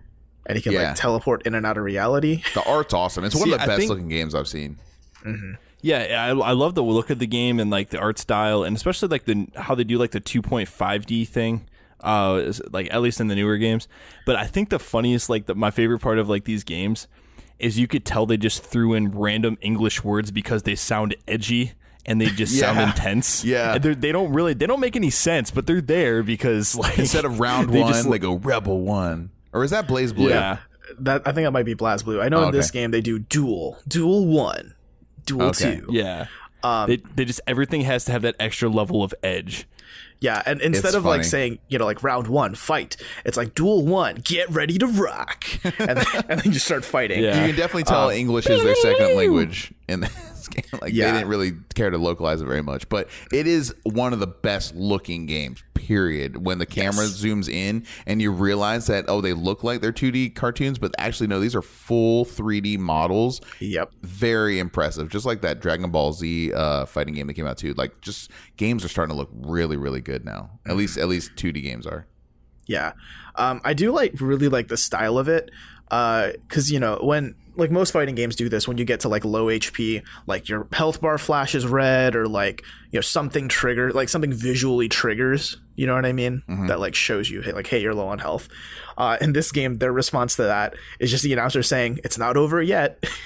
It's like that slight hint of hope, like, you can do this. You can turn it around. Yeah. So the game, it plays very much like Street Fighter-ish, because I'm not a big fan of how Street Fighter plays, but playing like a couple hours of Guilty Gear XR is kind of like leading me in toward maybe like playing Street Fighter at some point. Because it's very... don't start with 5 though, for the love of anything. Yeah, I mean, I did actually play a bit of 5 with Collin at a bar one night. Oh yeah, we went to Old North. Yeah. No, but with Guilty Gear, it's very like you have a lot of skills to know. Like you need to know the right like half circles and quarter circles with, the right button input to like execute the right skill that you need. Not as much like, I mean, there are combos for sure, but like I really like Tekken because it's purely combos. Not so much like the right half circle input to like pull off this insane uppercut or something like that. Whereas Guilty Gear does have quite a bit of that, and I'm kind of getting into it more, and that's why I'm kind of like leaning maybe more into like playing a bit of Street Fighter at some point. Mm-hmm. Yeah, that'll also help with your investment in a future fight stick. Help you justify it. So yeah, I can actually. I'll let you borrow mine to check it out because mine's USB as well. Anyway, yeah, like when we were messing around with it the one night before we went out, like I was just like the game just looked flashy. It looked fun, especially that practice mode. Like how we figured out like you could actually So here's the cool thing, Jack. So we discovered while we were playing the practice mode that you could actually switch and become the CPU character, and then you'd click the left stick, and then you could do like a set of moves, and it would record the moves that you just did, and then you click the left stick again. And then when you switch back over to your character, you can click the left stick, and that CPU will actually do the moves that you recorded, so you can practice against them. That's cool. Yeah, so that's how you can get those air juggles going, all kinds of stuff. Right. It's really intuitive and letting you like practice and really get good at the game. I'm confused. You the tools to do that. Is this Street Fighter or is this Guilty Gear? Guilty Gear. Okay, that's cool. No, they definitely have a pedigree. This series is long running. I remember Guilty Gear games all the way on Game Boy Advance. Yeah. And, so they have definitely fine-tuned the series. And if I know it was on sale recently, but it would be a game I would definitely consider buying. The music is very appropriately ridiculous. Yeah, the music is so anime. The backgrounds are awesome, but I just can't, I just remember, I'll never forget, honestly. It was a revelation for me in gaming. The very first time that the camera zoomed in during one of those specials and you realize that they're actually 3D models, it was a game changer for me. When Guilty Gear Zerd came out, not Revelator, but Zerd 1 or 2 years ago. And I was, and I was like, whoa, this is one of the best looking video games I've ever seen in my life. I'm not even exaggerating. And so quality, and to know that the gameplay is there and the depth of combat is there, hey, it's pretty much the whole package. Oh yeah, I could definitely there's no way I'm ever going to be super good at this game. No. I think it'd take way too much effort, way too many hours to even consider myself decent. It's among the deepest of fighters, 2D fighters. It's definitely, you're in the deep end of the pool for sure. Mm-hmm. But I think it definitely has its strengths. It's definitely fun to play around in, and I'm kind of itching to get back in there. Sweet. So yeah. Yeah, and if anything, it just makes me more excited for when Dragon Ball FighterZ comes out. Right, because it's by the same developer. Right. Is Dragon Ball FighterZ not out already? I thought it was at EVO. No. It was at EVO though, right? No. Yes, I'm sure it was. Yeah, that's the latest Dragon Ball Z game, right? The fighting game, the 2D one. No, that's not out yet. Else? You might be thinking of something I know else. It's not out yet, but it was at EVO. Was it though? Yeah, you could. I don't play. It'd be like a demo version. They had a tournament. Oh, did they? Yeah. Huh. So who knows? Maybe it's just a fun thing, but because think about it, that's their core, target market there. Right. Yeah, that's their audience. Which, by the way, I don't want to talk about EVO too much, but shout out to Tokido, who has been in the scene forever and has never won and taken home a EVO trophy, and he is the grand champion this year. I thought the grand finals for Street Fighter 4, they were on ESPN2. I thought they were good, but not good if you were rooting for Punk, who was the 18-year-old up and coming, the most highly prospected American in decades, and he cruised to the finals. He actually put Takedo in the losers bracket. Takedo came back, met the guy who beat him originally in he reset the bracket and put them both in losers bracket, and then won, and pretty handily. And I think a lot of it speaks to the experience he had, because he's been doing this forever, and Punk is new to the scene, and just the pressure being on TV, being on the big stage. So just real quick, shout out to Takedo for winning the EVO grand champion for Street Fighter 5, and he deserves it. He's been plugging away at this game forever. So that's all I want to say about that. Yeah, it's pretty solid stuff. Collin, what have you been playing for the past couple days or so? So on Monday I was like, man, I need to play something for this week. And so I was kind of going through my shelf, looking at my backlog, and I was like, I forgot I picked up this game again for the first time in years. And so the game that I picked up was Jet Set Radio Future. but not just any version of Jet Set Radio Future. Oh. It was the version of Jet Set Radio Future that also was on the same disc as Sega GT Racing 2001, I believe. Oh, so this is on original Yes. Xbox. This is on This original is the combo. Xbox. This is the and- combo that came for free with Yes. the system. Yeah. Exactly. It was the pack-in that came with the Xbox. The same pack-in that I got with my original Xbox when I got it in 2002. Wow. So this was giant nostalgia trip for me, and this was the first time I've played the game since I was probably 7 or 8 years old. I got the current copy that I have now for 99 cents at the game store. Wow. That's still a little expensive, but yeah. I mean, the standalone copy that they had on the shelf for Jet Set Radio Future was like $20. Yeah, that's the expensive one. The combo is the one that's like, dime a dozen pretty much. But It's so cheap. how's that game age? My God, has it aged well? Well, Really? okay. Really? Yeah, like it for the most part. For the most part, it was I mean, just like running the game and then hearing the menu theme, the honestly, and then the bump and bass line, and dude, it's so the music is so The great. music and the style is definitely there. That was one of the Yes. first my exposures to like really high fashion sense in video games back in the 90s. Dude, for sure. Like it's like Persona 5 levels of stylish. Like the Persona 5 is the bar for stylish games now, and it's up there with that game. Yeah. Like I wonder it's if- just oozing. I wonder if with they style. have like similar crew that worked on one, because I could definitely see them translating. Maybe. And I wonder if people that used to work on 'cause that game I- work on Persona now. Because I don't know, because Jet Set Radio, obviously, like as a franchise, was made by Sega. The first one being on the Dreamcast.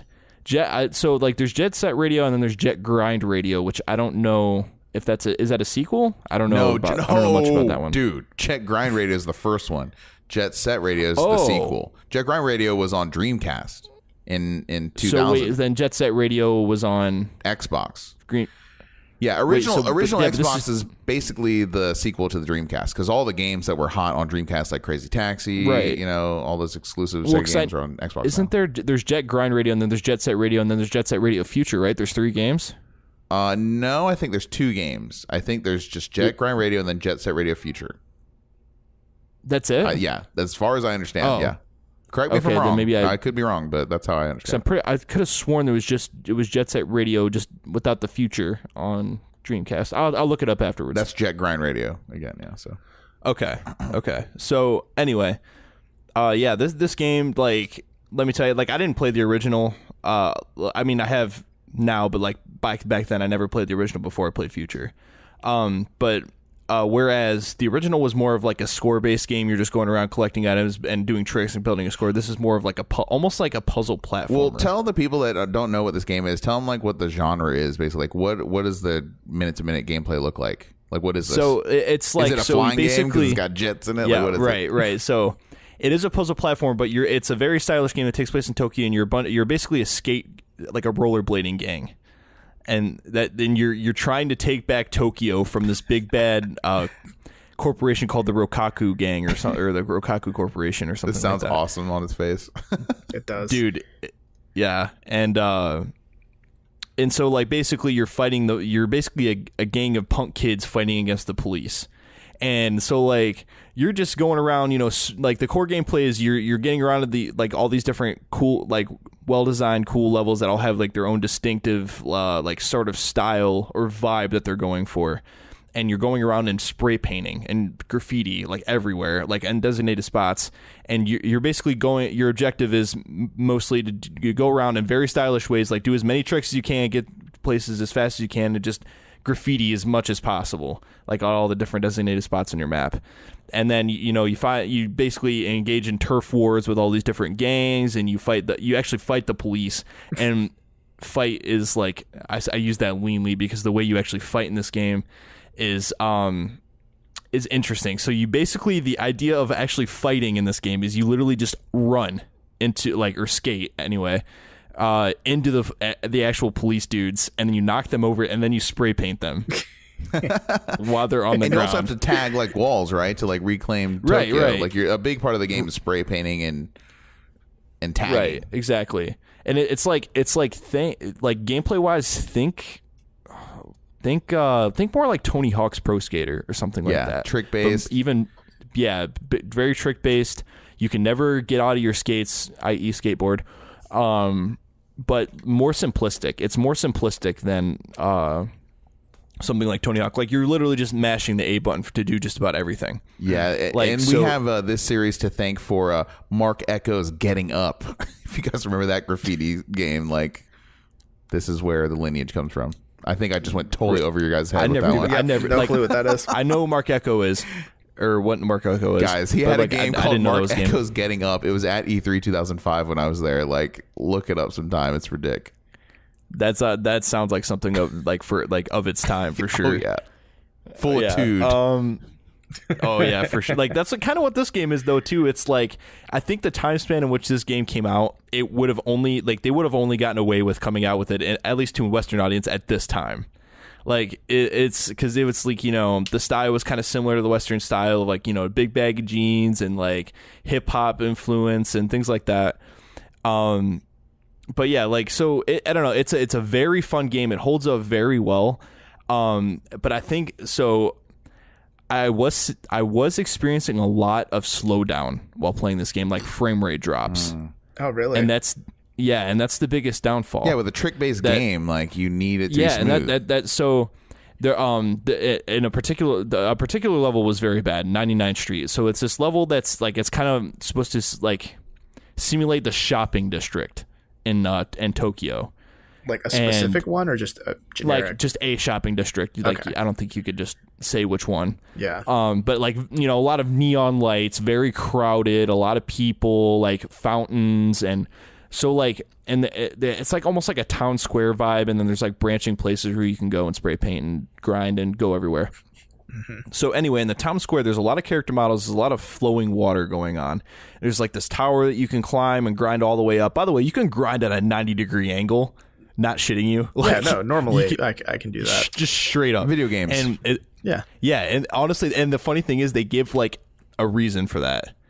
Like magic. So so your skates that you are wearing, your rollerblades, there's something called grind tech. So they can grip like magnetically to like fucking anything. Science. Dude, science. So anyway, that's where like it was so bad. Like, the frame rate drop was so bad. Like, it looked like I was playing in slow motion. Mm-mm. My roommate came in and he's like, "Wow, that character looks like he's really slow." I'm like, "No, wow, no, it's just a frame rate." It's sad because this game did underperform and it did kind of kill the series. It's the last time that anyone's ever dare touch Jet Set Radio. They are released on Steam now. But like very few people. The original one got a HD treatment or whatever. Yeah, but they're remaster. thought of very fondly. But I can't imagine a world where we see another game like this again. So I mean, I would love another game like this, and I think there's a lot to improve on here. But so here's the thing, though. So this frame rate drop. Upon further research, I come to find out that the reason why this frame rate drop is happening is because I was playing it on a 360. Oh, those bugs, the emulation, yeah. Yeah, the emulation was actually running badly on it because I don't remember it back in the day when I played it. I don't remember having that problem. I wonder because I was playing it on an OG Xbox. I wonder if this is going to be playable on Xbox One with their backwards compatibility announced now. And if that issue will persist or will be addressed. You know what? If you like this kind of game, you want to play another one, I have a suggestion for you, Sunset Overdrive. Yeah, dude, I've been dying to play that game. Actually, that's the one game I actually do want to play on Xbox One, and it's very cheap. I sold my system, but I was smart enough to keep that game because I knew this is gonna be one for the collection. It's a great game. I actually have, shameless plug, have a video review of that game on the Lantern website. So go watch that. Yeah, that'll be funny. Classic. Yeah. So hey. But let's move on to the news section of the podcast. So, did you guys go to Pokémon GO Fest last weekend? No, I value my time as a human being. I'm just still shocked that people play this shit still. Does anyone really play it, or did they just maybe pick it back up for this event that had been so highly anticipated? This is basically the Fire Festival of gaming now. But go ahead, Robert. Describe what happened. Yeah, okay, so Pokemon GO Fest. It was a thing that Niantic put on in Chicago where, it was just like come buy a ticket and you can come to this park and we'll have like exclusive Pokemon catches and like we might unveil a legendary and, you know, like all kinds of like little contests and stuff, you know, just a thing to bring Pokemon Goers together. I don't know if they call themselves that, but you know, people who play Pokemon Go. It was just, I want it to be like the commercials. Celebratory. Yeah, you know how they show the commercials there in the trailers where people are all going against Mewtwo like in Times Square? Like that's, I think, what people were hoping for. Yeah. And instead, you got a poorly managed event where they sold more tickets than I think the venue could hold. And not only that, but they had like slow staff in terms of like getting people through a line. And I can't imagine that's that hard, you know? Like security would be a nightmare, I think. Oh, yeah. Who knows if there even was a lot of security there? Yeah. So wait, where was this? Like downtown Chicago. Yeah, it's in Chicago, big city.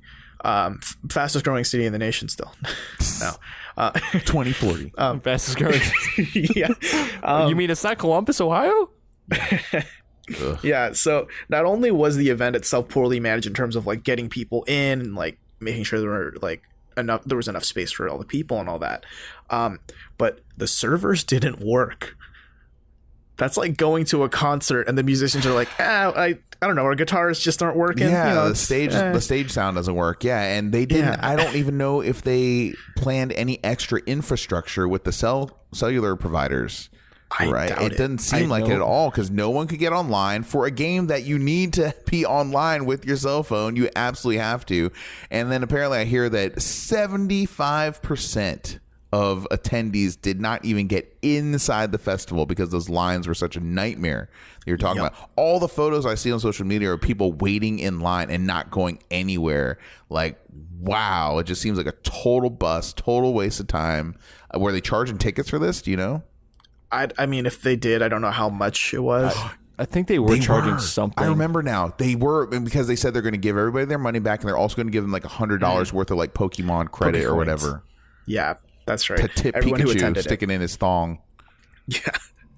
I don't know. Like I saw a couple videos of like the event and it was kind of one of the most disturbing things to watch just because all the hype people, because they're paid to be hype people, you know, they're paid to be like, are you excited to play Pokemon Go? Are you excited to catch the unknown? Like, let's get out there, trainers. Like they're supposed to be these huge hype people that get you excited to play the game. This is their Super Bowl.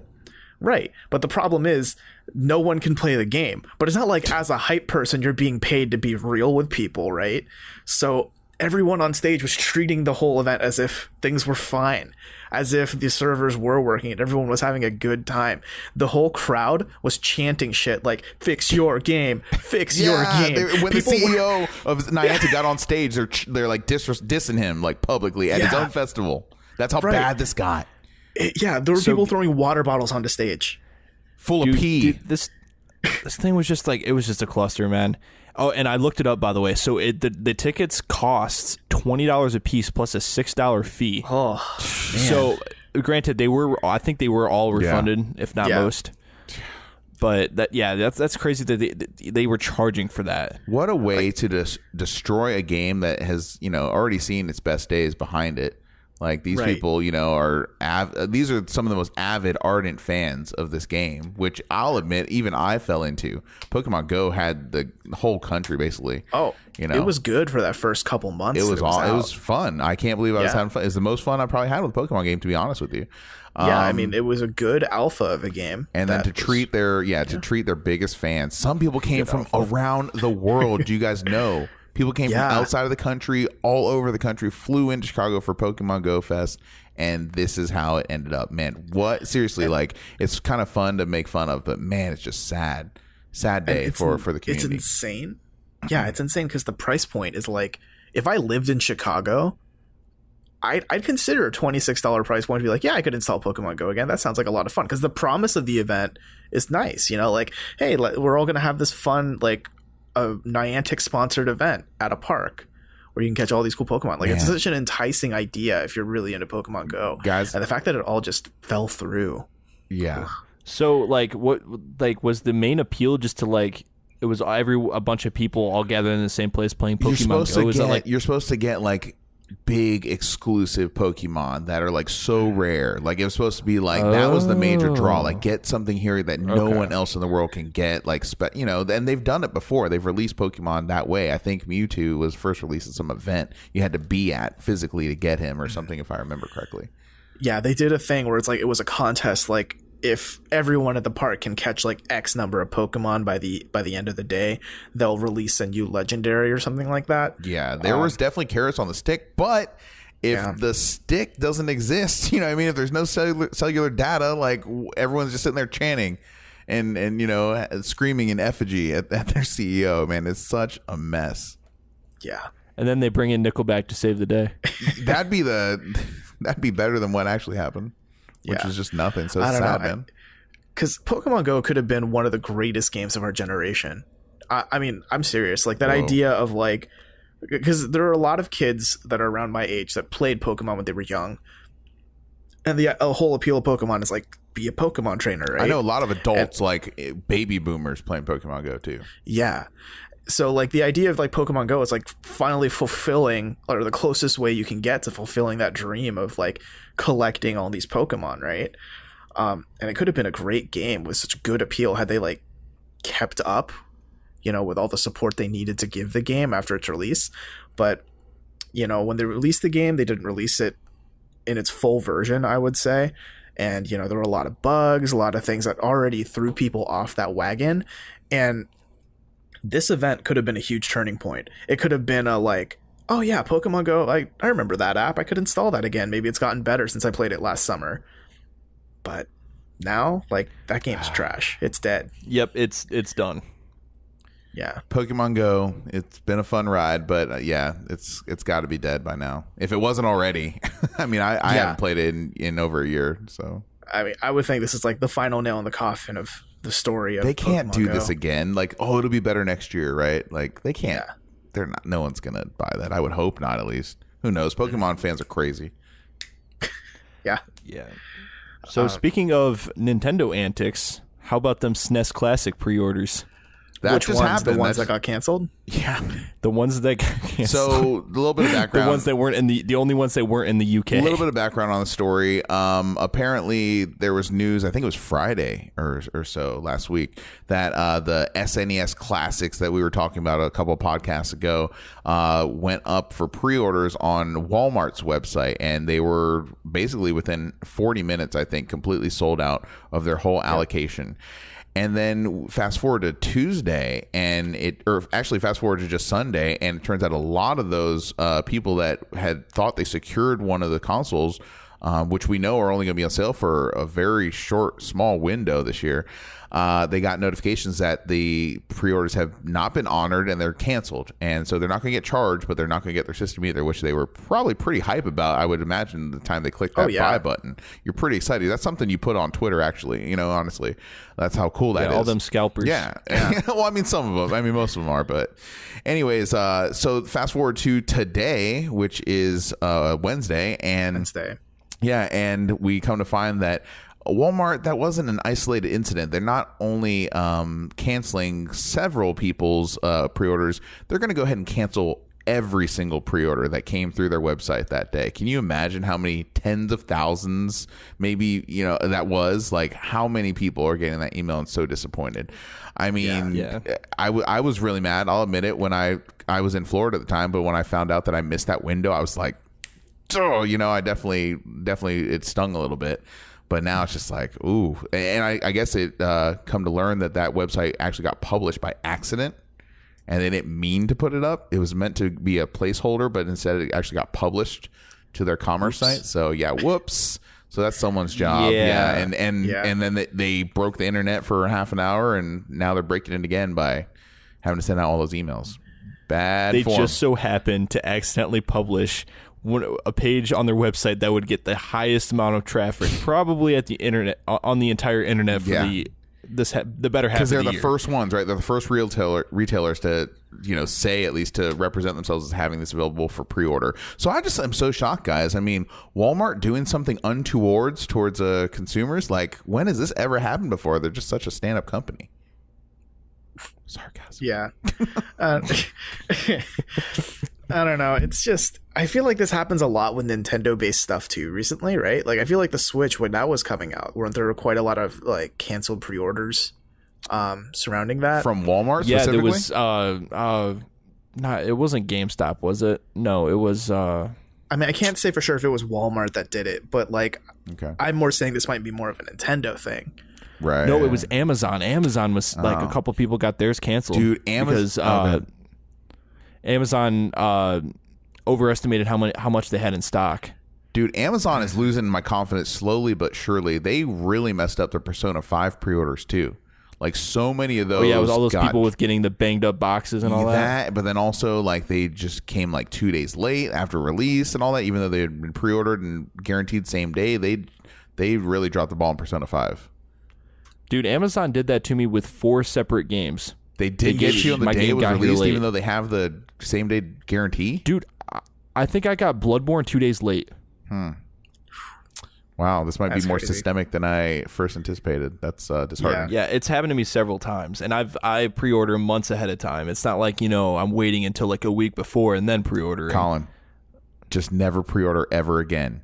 Become part of the solution, not part of the problem. But then, Dude, I seldom pre-order. Set yourself all right? free, man. Set yourself but then, free.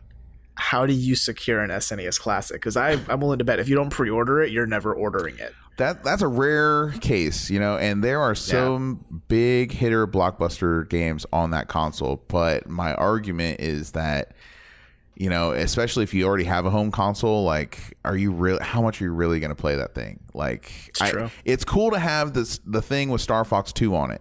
Like, that's a cool thing, no doubt. But I am concerned, like, this is probably, in all reality, probably going to collect dust, especially since there are better ways for me to play those games already. For a lot less money. And so, I want it, but I definitely can see it taking up just shelf space. I can see myself playing it a handful of times saying, oh, that's cool. And then, maybe beating Star Fox 2 real quick and then probably never plugging it in ever again. You really want it sitting there next to your TV with those 5-foot cables that you got to like deal with to play the games. Like, Yeah. and pretty much like sit on the floor right in front of your TV to play that game. yeah. I mean, it's a totally cool thing to have. I'm just saying, like, all right, Colin, let's ask you. You have the NES Classic. How many times you actually played Yes, it? I do. Besides playing Dr. Mario over this past weekend, not much, but it's mainly because I leave it at my parents' house because I know my dad likes to. He probably plays it more than I would at any given time. He plays the shit out of some Tetris. Are you saying that he's getting his mileage? Because Tetris isn't on that, is it? No, I modded it. Okay, right. Okay, so Yeah. so you're a special case, right? Like, I'm talking about just the base system. I just think it's going to be one of those things that people have and like, hey, look at this, check it out. But again, doesn't get played very much. Yeah. Is my concern I have with the SNES Classic. Now, don't get me wrong. If I am online and I see an opportunity to pre-order it, bet your sweet ass. But again, I can look down the road and be like, this is probably just going to be in its box, shortly after I play it and play the games I want to play, and it's going to be just sitting on a shelf forever. No, I agree with probably. that. But I mean, down the line, if you really wanted to, you could just sell it for some serious money down the line, where it's even more rare. So, man, I feel bad for those people that are getting all those emails because originally we thought this was an isolated incident and they only were going to cancel a few. But the fact that everyone is getting the bad news, like bad form insane. Walmart, bad form Nintendo. Yeah. Yeah, and speaking of rare things, so something that we thought was previously rare, I guess, has popped up on the internet again. So Think Geek came out and was like, hey guys, so you want an NES Classic? Well, you can buy our bundles, but we got them. We got them. Now, you can get them with a Mega Buster, but we got them. So I wouldn't call this previously rare. I'd still say it's very rare still. Incredibly rare. It's still rare, but Yeah. we thought this was dead and gone by now. Yeah, but now all of a sudden, hey, you can get an NES Classic right now if you pay extra money. Well, actually, you probably can't get it right now because No, they're all sold out. Yeah, they're I sold looked at out. them yesterday when they just were listed, and they were already sold out by the end of the day. Right. This console costs So- $60. Hey, we found thousands of them, right? Like they had thousands, Quote, unquote, found. found thousands of them Yeah. for sale. But We hit them can't right just- under this box. We can't just sell them to you. We can't be pro-consumer here and just sell them to you at full retail price. Like how normal businesses run. No, we have to throw $80 worth of extra crap that no one asked for on here, because we have this other merchandise we need to move. We need to get this out of here. We got to make space for the Xbox One X. You know, like this is now. So we're gonna take this opportunity, this golden goose, and we're gonna shill all this shovelware crap on you. And it's not bad stuff. ThinkGeek has cool stuff, but the fact they're gonna make you buy like a Zelda plushie and and like a sword wallet or some crap like that just to have the NES Classic is just rotten. And I got words. I don't know. I'll let you guys go first. Yeah, I mean, yeah, I don't know. I was just I was just scrolling through Facebook yesterday, and I actually saw the listing myself. I went to the link, and I was like, "How the hell are these things still out there?" And I clicked on all of them. And I went through all the bundles just to see if they're still there. It's like, oh, no longer. This product is no longer available, kind of thing. And I was like, "Why? Like, where did these come from? This console has been dead since like January. Like, they've been nowhere to be found." And so, I mean, I think the only explanation is like they clearly held some back, or either that or they found like a random stockpile somewhere. No, they're smarter than that. But I doubt that. GameStop, like they had to have been holding them back. There was like, oh hey, we should hold these back in case we have a day where we need to move inventory. So much I hate about so we can GameStop, bundle them with man. other shit. I don't know how you guys feel about that company, but I don't. Like I them. refuse to do business, man, anymore. If I have a choice, the only way I'll do GameStop is the same kind of thing. The only way I'll do Walmart if it's my last option. But if you remember not that long ago, guys, they have a history of doing this kind of bullshit. They, if you remember just a couple years, it was Metroid Prime Trilogy, and it was Xenogear Chronicles or Xenoblade Chronicles. By the way, guys, these games that are selling for $150, $200, $300 online, well, you can get them now used, guys, at GameStop for $60 each. And they were quote unquote used, right? But you open them up and you can tell when a disc has been touched or when a manual has been opened or anything. You know what I mean? You can feel that it's been used, and you can feel when it's brand new off the a mint condition. And that's what this was. But they had repackaged them, because if you remember, Metroid Prime Trilogy came in it only came in an aluminum or a steel case. Right, but when they were reselling them used, they put them in regular traditional white plastic Wii cases. Okay, and so it was just so dirty what they did. They waited till the price got inflated, and then they said, "Hey, we'll sell it to you." There's no way that those were really used copies. They were actually just reboxed again, just to move it. And it's just so rotten, man. I always remember that. Bullshit. Yeah, I always remember that about that company, and then pulling this crap again now. It's just like. Man, you guys are just really anti-gamer here. Like, you don't care at all. Anti-consumer. Yeah, absolutely. Yeah. It's just not... It just doesn't really do anything for the consumer. But let's be honest, like, the people who were able to secure one of these bundles, right? Obviously people who are really looking forward to buying an NES Classic, right? Like, they're probably, like, trying to get into that first window and missed it, and they're really glad they found the second window. Or they're just scalping. That too, so they can sell it back at even higher price, right? You see, right? Because the average, I think, those bundles are going for an average about $130 to $150, and over then double the price, triple the price of what they actually cost. Right, and they could easily buy that stuff. I mean, hell, they could resell the bundle stuff too. But those NES Classic editions are still selling for well over $200 on eBay. Yeah, and there's still eBay pictures of sellers with like a stack of like 500 of them in the picture, like get it today, free shipping today. I know people set bots and just auto buy a shit ton of stock all at once. God, dude, that makes me so mad. It really does. Yeah, the issue wouldn't really happen if Nintendo would produce more, but it's all about that false scarcity. Just circumvent the whole thing, guys. Set yourselves free. Don't pre-order anymore. Don't pre-order shit. Say goodbye to physical media. Just go full on Paper Street Fight Club. Just start burning your hands with acid. Quit your job. So, hey man, you don't talk about Fight Club. Come on now. What? I'm sorry, I didn't know what I was talking about. What are we talking about? I don't know. What are we talking about? I don't know. Okay, so his name was Robert Paulson. So let's move into the last little bit of the podcast. Jack, I hear you have a really good would you rather for us this week. I don't know if I'd say it's good. I would just say I'm interested to hear what you think, and I don't blame you either if you need me to clarify what this question even is asking, but I think it'll be interesting. I think it'll say a lot about your personalities, about the values you may have, and so I'll ask. So this week's Would You Rather, again, I keep saying I feel like a broken record, but I consulted the interwebs for something good. Couldn't find jack. crap. So I Have you looked down? Couldn't find Jack. Jack's right here. So Yeah, I have you looked at yeah, yourself? I know, right? So one of those unfortunate names. So I had to make up my own. So again, I'll just say it and I'll let you guys unpack it and we'll see here. Okay. Would you rather never, you might have to write this down too. So would you rather never be able to deny honestly or affirm dishonestly? Deny honestly or affirm dishonestly? Yes. Which would you rather never be able to do? So does that make sense, Collin? Yeah, deny honestly or affirm You could never say dishonestly. no or deny or have a denial. You can never say no when you mean it, when you're being truthful. And you can never say yes or affirm anything as a lie. Right? So think about all the scenarios that would even entail. So I'll let you think about it, but think out loud, Robert. Okay, I'm kind of leaning already toward the deny truthfully, because right now in my mind I'm thinking like a dude walks up to me, can I stab you? Truthfully, I want to say no, but I cannot say that because I have to be truthful. It's definitely So I risky tell him- boots, yeah. Yeah, so I tell him yes, and it's like, well, now I've been stabbed. I mean, there's all kinds of scenarios, like, the classic cliche, right? Where a girl's like, does this dress make me look fat? Like, if you really think if you really think that, I don't know how this even applies to that, but you get what I'm saying. So do you think Yeah. I look fat? Truthfully, I'm going to say no. Like, no, it doesn't make her look fat. But then I lied to her and I Yeah. have to say yes. So I'm Exactly. telling her she looks fat, even though I Exactly. don't believe it.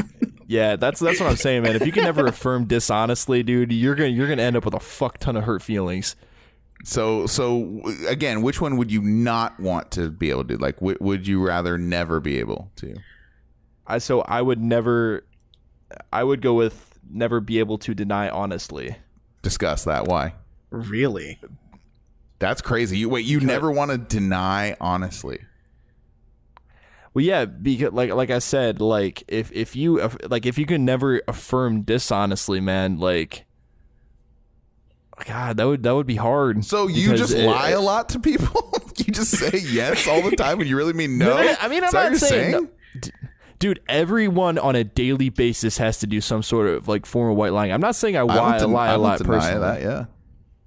Yeah, like there's just a lot of times when you just have to lie a lot in your daily life. I mean, it's maybe not be, it's not obviously detrimental to anyone's health, maybe, or like something absolutely dire, but like there's just, I mean, you can't. I don't know if you could go without it necessarily. It's I mean, your daily life would get a lot harder if you can never like affirm to someone In a lie. you You could just be a straight up dude. Yeah, I mean, you could. but here's what I think. The reason why I'm leaning toward I'd rather never be able to affirm honestly is because if you always say, like, at the very least, you can't say no to things that are true, right? You would be the weirdest fucking dude. All we'd have to do, Wait. like, Okay, yeah. Now that I think, I guess I wasn't really like, thinking let's that. say you and I go to a bar and it's like I'm your wingman, but instead of me helping Okay. you, I just like ask you questions. Do you visit dragondildos.com often? And you have to say yes. You have to can't say say no. You can't lie. Or you can't Then tell the you're truth, just- I mean. yeah. So it's like really bad. It just doesn't help. So basically, like, And then yeah, once your so, friends caught wind of your like condition, they're just gonna go around recording things you say all the time.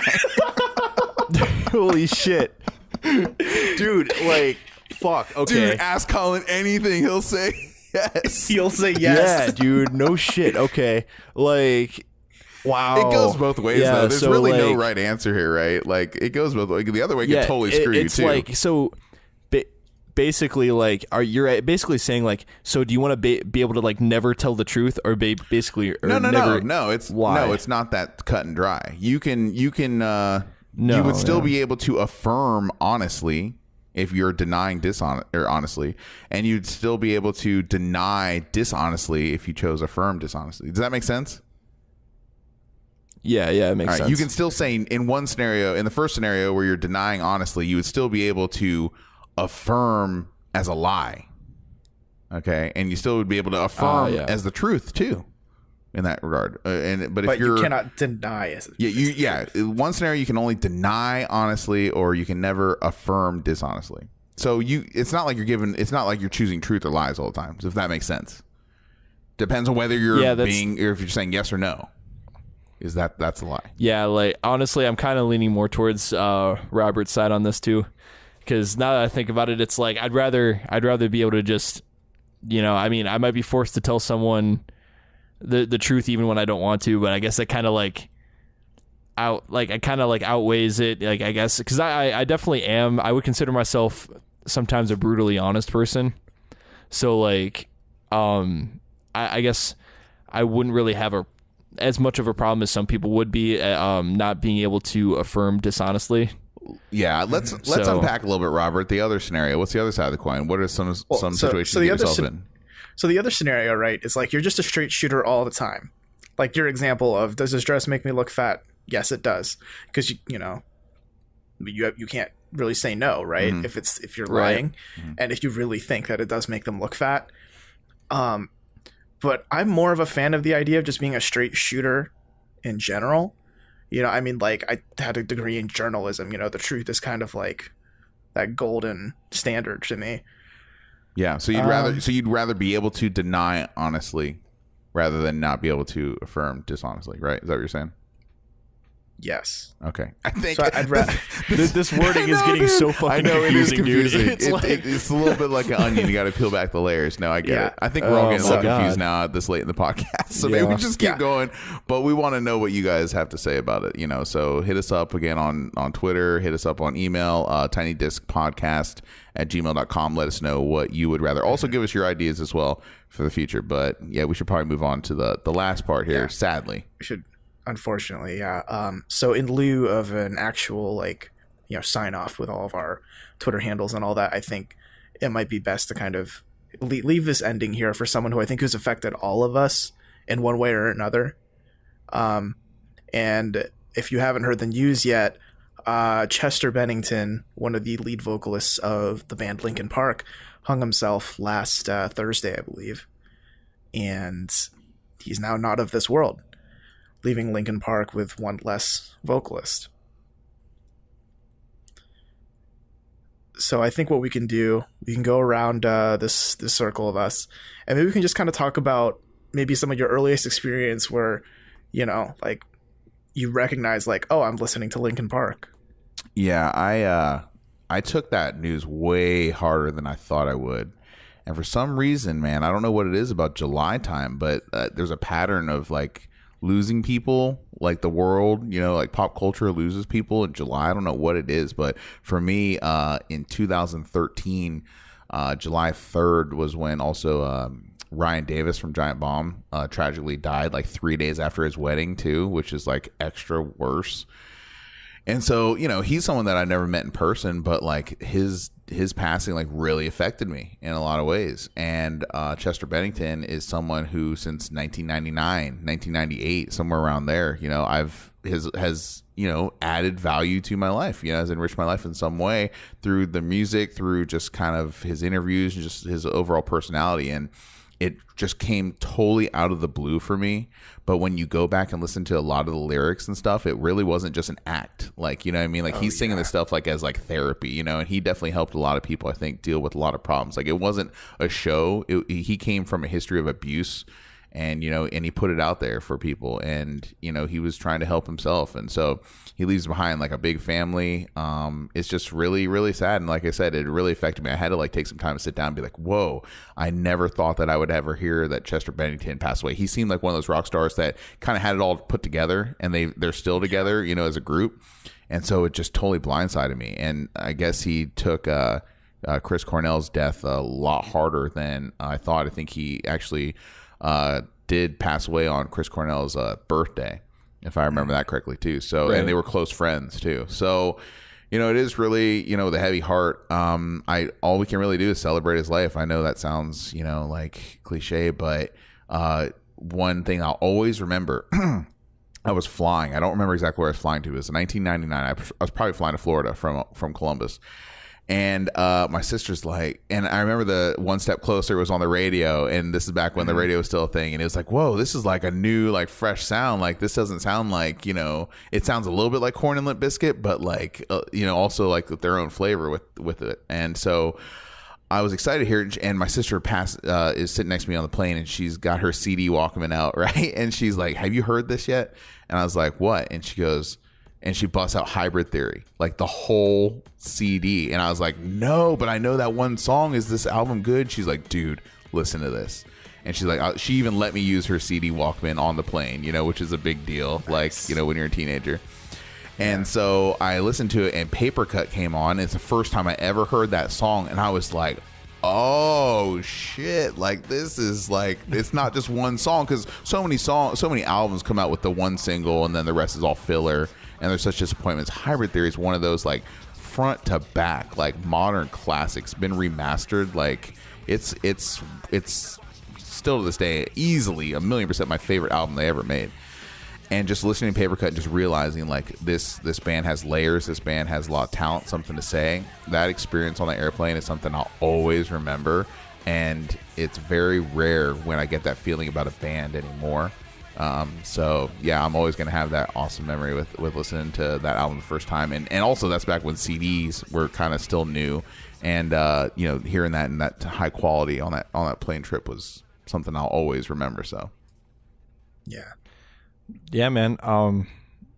Linkin Park had a like not necessarily a profound effect on my life or anything like that. I definitely wouldn't consider myself the most massive Linkin Park fan, but they definitely had an impact on my life. Like, I will never forget the first time I heard Linkin Park.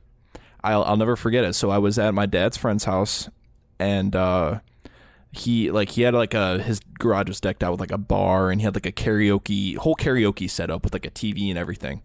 And they were doing something. I think they were talking band stuff, because my dad was in a band with this other dude that was there with us, but they were talking band stuff because they were all in different bands. And they had the music video for, I can't remember, it was either One Step Closer or Crawling playing on the TV that's usually used for karaoke, and it was just blasting through these speakers. And you know, I'll never forget, like, hearing that, and my dad talking about it, and then my dad's like, dude, we should cover this song. We should play this song in our band. Like, and lo and behold, you know, they were playing One Step Closer in their band. Next thing I know, and I was at my dad's band's first show, and I remember them playing that song, and I was like, I listened to a lot of music for a little kid, man, like a lot of music. And I remember my dad getting done with that show, and I told my dad, like, Dad, you messed up on this part, and this part of this song. And the song was One Step Closer. And I'm like, Dad, you messed up the guitar part. I could hear it. Oh, you were that kid. Dad, why do you suck? Like, I was 5 or 6 years old, man. I went to my dad's first show, and my hair was all spiked up with like that red hair glue and shit. Wow. I was like trying to look like Chester. Wow. Like, or yeah, Mike, dude. I guess, and with the red hair. Yeah, dude, the spiked up hair, man, that was the cool thing. And you know, aside from that, like, you know, moving forward and all throughout my daily life, I'd like, hell, dude, there was, especially in high school, there was hardly ever a day that went by that I didn't hear Linkin Park. Like, I mean, I would go in the weight room, Linkin Park would be playing. I'd, you know, go somewhere down the hall, Linkin Park would be playing. I see someone wearing a Linkin Park shirt. Like, Linkin Park was always, you know, just there. And it's always crazy when, you know, someone like that passes away, and it's like they were always there, you know, passively. You know, they were always there in passing, but like when actually something happens, it's like, oh shit, now they're gone, and it's like you don't realize how much of a hole it kind of leaves, right? Mm-hmm. So yeah. Like it was kind of the same way with like Scott Weiland passed away from Stone Temple Pilots. He kind of had the same effect on me and my dad's relationship. And I haven't actually talked to my dad about it yet. I haven't talked to him about how much it affected him. But yeah, that's kind of where my head's at. So rest in peace, man. Well said, Jack, by the way. Thanks, man. Yeah. You too. Yeah, I remember some of my earliest memories with like Linkin Park was actually like a lot of those. Like, do you guys ever see all those anime like videos that people like put together to Linkin Park songs? Oh, it's one of those popular bands for those. Yeah. Oh yeah. Yes, for sure. that was some of Them my and 3 Days Grace. yeah, that was some of my like first introduction to like what Linkin Park was. But it was like the first time I saw the video and I was like, oh, but that song is really good. Like, what else does this band do? You know, so that kind of led me to like Hybrid Theory and Meteora, which to me are like kind of some of the best albums they've done. And both of them I think are good, like front to back, like great pieces to listen to. And I don't know, just like throughout my life since I found them when I was like, what, like 10 maybe? Like I've always had them, you know, like playing every now and then. You know, it's always like kind of something like, oh yeah, I could put on some Linkin Park. Like, why not? You know, I just kind of took them for granted as the idea of like, they'll keep coming out with music. Yeah, and they'll grow up with me. Yeah, they have stood the test of time. Yeah, like I always thought they'd be around. Yeah. Like always. I definitely took it for granted. Yeah, and it's unfortunate too, because like with someone as, you know, as iconic as Chester Bennington, like his voice, very iconic, I think. You know, like Linkin Park will not ever be the same without him. I don't know if they could ever be Linkin Park again without him. Yeah, that's really sad too to think about. Like I don't see how they could possibly replace him. I know sometimes when a frontman passes away, what the band will do is they won't bring in just one guest vocalist, but they'll bring in like one guest vocalist per song, you know, to kind of be a tribute. Yeah, like they all did their friends. that for something like, what was it? Yeah, Snot. Snot's I think Lisa. Snot Yeah, did something Lynn like that from Snot. Yeah, that's another tragedy too. But yeah, you know. So go ahead, Robert. Yeah, I mean, I don't know, I think the world will be a little bit different after his passing, I think. And I think now, whenever you listen to any Linkin Park song, it's going to sound very, very different. Jack, like what you said, where like those songs, it wasn't just like, you know, imagination on Chester's part. Some of those songs kind of like really resonated with him, and hopefully like a lot of other people in the world to help them out. Like I remember the day that he passed, I decided to like put on some Linkin Park, you know, just like specifically to, you know, because of what happened. Right. And like In the End came on, and I had to just stop what I was doing, because you hear the lyrics to that, like in the end it doesn't even matter, and it's like, oh, that, like right now I kind of have chills, you know, just thinking of that. It casts a cloud over all the songs now a little bit, you know. It's like it makes it even that much more real. Yeah, because you've heard like most of the, especially those particular singles, like just 1,000 times each, right? Like you never really think about it until, and then something like this happens, and then you're like, shit. Like I didn't even look. I actually went through all the stages, right? Like I first denied it at first, and the way I found out about it was really messed up too. It wasn't through Twitter or the internet really like that exactly. It was I opened up Tidal because I wanted to play some music, and just was looking around, and then at the top of the screen it said tribute Chester Bennington, and I just thought in my head like, oh, clearly he's alive, so this is just like a tribute to like his accomplishments. This is cool. I wonder what this playlist is. So then I go into there and I see all this link to like the story, and then even with that I still denied it. And then it was like a bunch of Twitter reactions, right, of like Chance the Rapper and all different kinds of celebrities and stuff, and then I saw one that said R.I.P. and I was like, what? And even then I didn't believe it. I was like, no, he's not dead. There's no way. And then I kept reading, and I was like, oh my gosh. I started getting, you know, reading everyone's the things. And then I went to Twitter, and then I saw that it was trending. I was like, oh no. That's exactly what I said. I just said, oh no. You know, and then I told my wife, I was like, oh man, this is not real. I can't believe this happening. So I you know, throughout the years they've put out quality things. I mean, obviously, you know, they've changed their sound a lot. And even that song Heavy, right? Like, ooh, like go watch that video now. It's like it transforms the whole thing. But I just always thought of them, you know, as like one of the most solid, like, and they're genuine friends. They genuinely like hang out, you know, like outside of stuff. Like I don't see how Linkin Park can be Linkin Park anymore. He's just too integral to the whole signature sound of that group, and I don't even know that many male vocalists that can do what he does on a night by night basis and not break their voice. So, you know, he's kind of superhuman in that regard, but will be missed, certainly. You know, will be celebrated. There will definitely be imitators. His whole career, Linkin Park has had imitators out there, but I don't think anyone's really going to be, what Linkin Park is, and I think you're certainly looking at like a future like Rock and Roll Hall of Fame group, certainly. For sure. I think they should wrap us up for kind of this somber note for the end of this podcast. It's life, man. So I think we can just end it by saying, I hope Chester has found peace, you know, because clearly he's been troubled a lot of his life. So here's to Chester, and we'll see you guys next Thursday. When my time comes, forget the wrong.